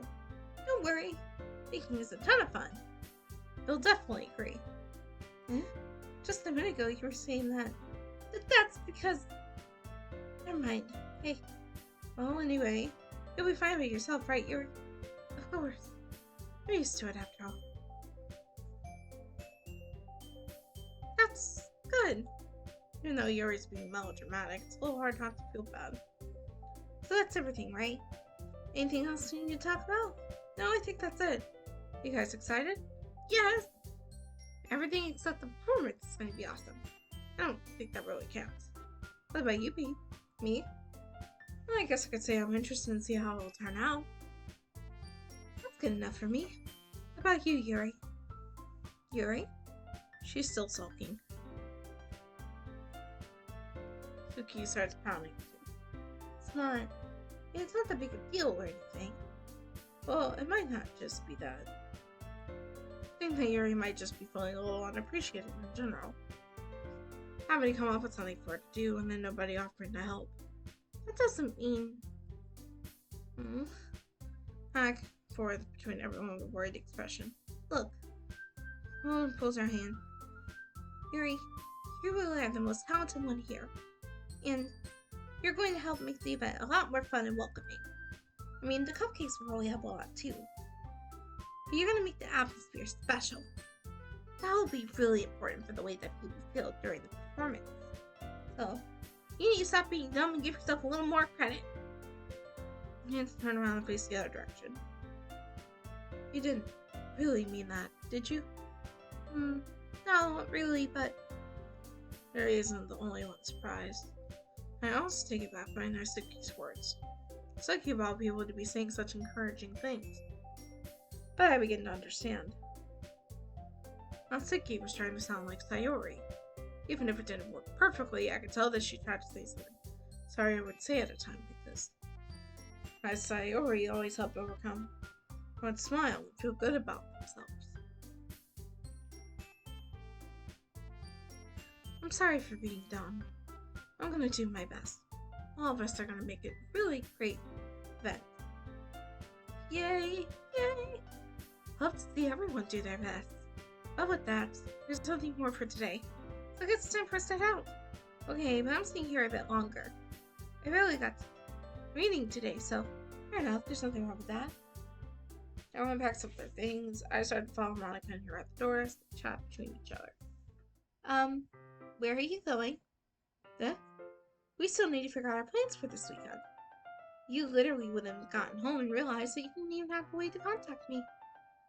Oh, that's true. I have no idea how that slipped my mind. Geez, good thing I stopped you. Give me my number, okay? You better not make it weird or anything. Why would I do that? Suki gives me her number. Okay, I'm coming over on Sunday. I'll bring all the ingredients. Wait, you're coming to my house? Well, yeah. What's wrong with that? I mean, I just figured that since I'm the one helping, I would be going to your house. Yeah, right. Like I could have a guy over at my house. My dad would kill me. Really? That's kind of strict if you ask me. Yeah, how do you think I feel? I can't do anything when my dad is home. Anyway, I just needed to complain for a second. We have each other's numbers now. That's all I needed from you. I guess I'll text you when I'm coming over. Alright, fine, by me. Yeah, I'm really gonna show why I love baking so much. So you better look forward to it. Oh, didn't you say you were just gonna give me the dirty work? Well, I was just saying that. It's not like you could act like in front of everyone. I was looking forward to this. Wait, really? Well, kind of. Just because I never got to bake with someone else before. That's all it is. So, alright. I get it. Sorry for overreacting. Anyways, I'll be heading out now. See you on Sunday? Ah, never mind. Can't believe this. Natsuki's gonna be coming to my house. Don't make it weird. I'm not! This girl's weird. Come to my house on Sunday. You know I could have preferred to do this with Sayori. My anxiety still shoots through the roof. I guess I'm pretty used to handling her at this point. But who knows who might end up happening when they're outside of school. She even told me she was looking forward to it. I shake my head. Why do I feel nervous if Sayori finds out about this? It's not like we feel that way about each other. Besides, like Monica said, this is about the club. I have nothing to worry about. If I just go with it, then I'll have a good time. When this comes true. Oh no. Oh no. It's already Sunday. I'm beginning increasingly anxious about Natsuki's upcoming visit. I keep telling myself there's no reason to be nervous, but it doesn't help much. I wonder if she'll act any different when it's just the two of us. Meanwhile, she's been texting me a lot. She didn't try to one after exchanging numbers to double check, but it turned into a conversation. She's almost a different personality on the phone, using tons of emojis and cute language. Go by perfectly well. Oh, I kind of saw that one coming. But putting Natsuki aside, I haven't heard a thing from Sayori since she left the club early the other day. It's not like we text each other all the time or anything. I've been worried about her in the back of my mind. Seeing what Sayori said and what Monica said, is it really okay for me to put Sayori's feelings aside when she might need me? Oh no! I decided to visit Sayori before Natsuki comes over. Rather than asking, I simply tell her I'm coming over, much like we've done in the past. Once I reach Sayori's house, I knock on the door before entering it myself. Again, we used to play so often that habit of simply entering each other's homes like we were family. The house is quiet. Sayori isn't anywhere on the first floor, so I assume she's up in her room. Sorry, stranger, for her not to run down and greet me. I head up to her bedroom where I finally found her.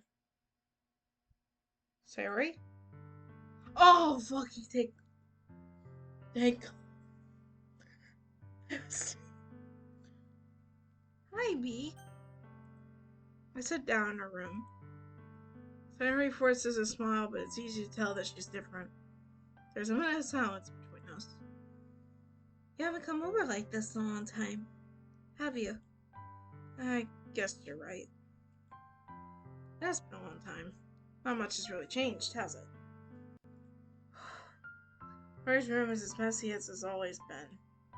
I also recognize the same stuffed animals and wall decorations she had for years now. If you came over more often, it wouldn't be such a mess.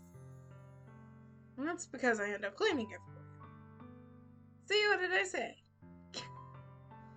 How come you suddenly wanted to come over today? Aren't you supposed to see Natsuki today? Yeah, but wait, how did you know that? I already had a way left the time we decided the last meeting. Monica told me. It's only natural for her to keep me informed about the festival preparations, right? Yeah, that's true. But what about you? Aren't you going to be helping Monica today? Of course, but I'm just helping her online.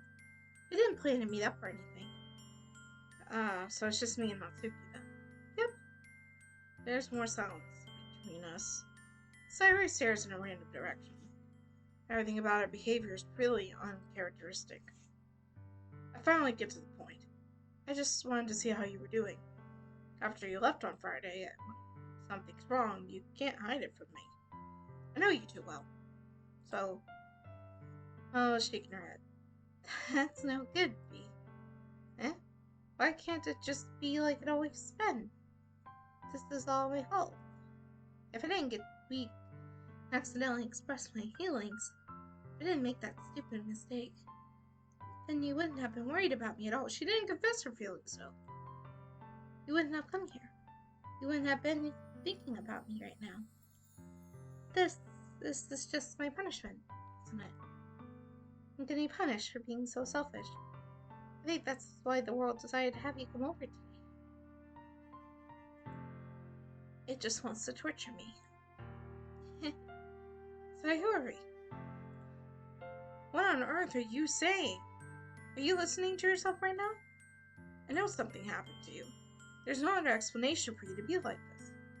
So tell me already. Until I know, I won't be able to stop thinking about it. Gives me an empty smile. You really put me in a trap, B. But you're wrong. Nothing happened to me. I've always been like this. You're just seeing it for the first time. Seeing what? What are you talking about, Sayuri? You're really just gonna make me say it, aren't you? I guess I have no choice this time. The thing is, I've had a really bad depression my whole life. Did you know that? Why do you think I'm late to school every day? Because most days I can't even find a reason to get out of bed. What reason is there to do anything when I fully know how worthless I am? Why go to school? Why eat? Why make friends? Why make other people put their energy and caring to waste by and spend it on me? That's what it feels like. And that's why I just want to make everyone happy. Without anyone worrying about me. I'm in shock. I can't even figure out how to respond. How is it possible that Sayuri kept this from me the entire time that I've known her? Did she really want so badly for me just to not think about her? Why? Why is it that you've never told me about this? It almost feels like you've been betrayed as your close friend. If I knew, I would have done everything I could to support you, even if there's only so much I could do. I would have tried a little bit harder and make every day a little bit better for you. That's why I'm your friend. All you had to do was tell me. You don't understand at all, B. Why do you think I didn't tell you? Because if I told you, then I would have wasted effort caring about me instead of doing important things. I don't want to be cared about. It's bittersweet when people try to care about me. It feels nice sometimes. It also feels like a bat being swung against my fate. That's why I wanted so badly for you to make friends with everyone else. Helping everyone be happy together is the best thing for me. But then I discovered something else too. Seeing you make friends and get closer with everyone in the club, it felt like a spear going through my heart. So I decided the world just wants to torture me. Every path leads to nothing but hurt. You're right that I don't understand. I don't understand your feeling at all, Sayuri. But I don't need to understand. Whatever it takes for me to help you stop hurting, that's what I'll do. No, B. There's nothing. Nothing at all. The only thing that could, so everything could be like it always was. But I was selfish. I finally showed you what a horrible person I am. She's not a horrible person.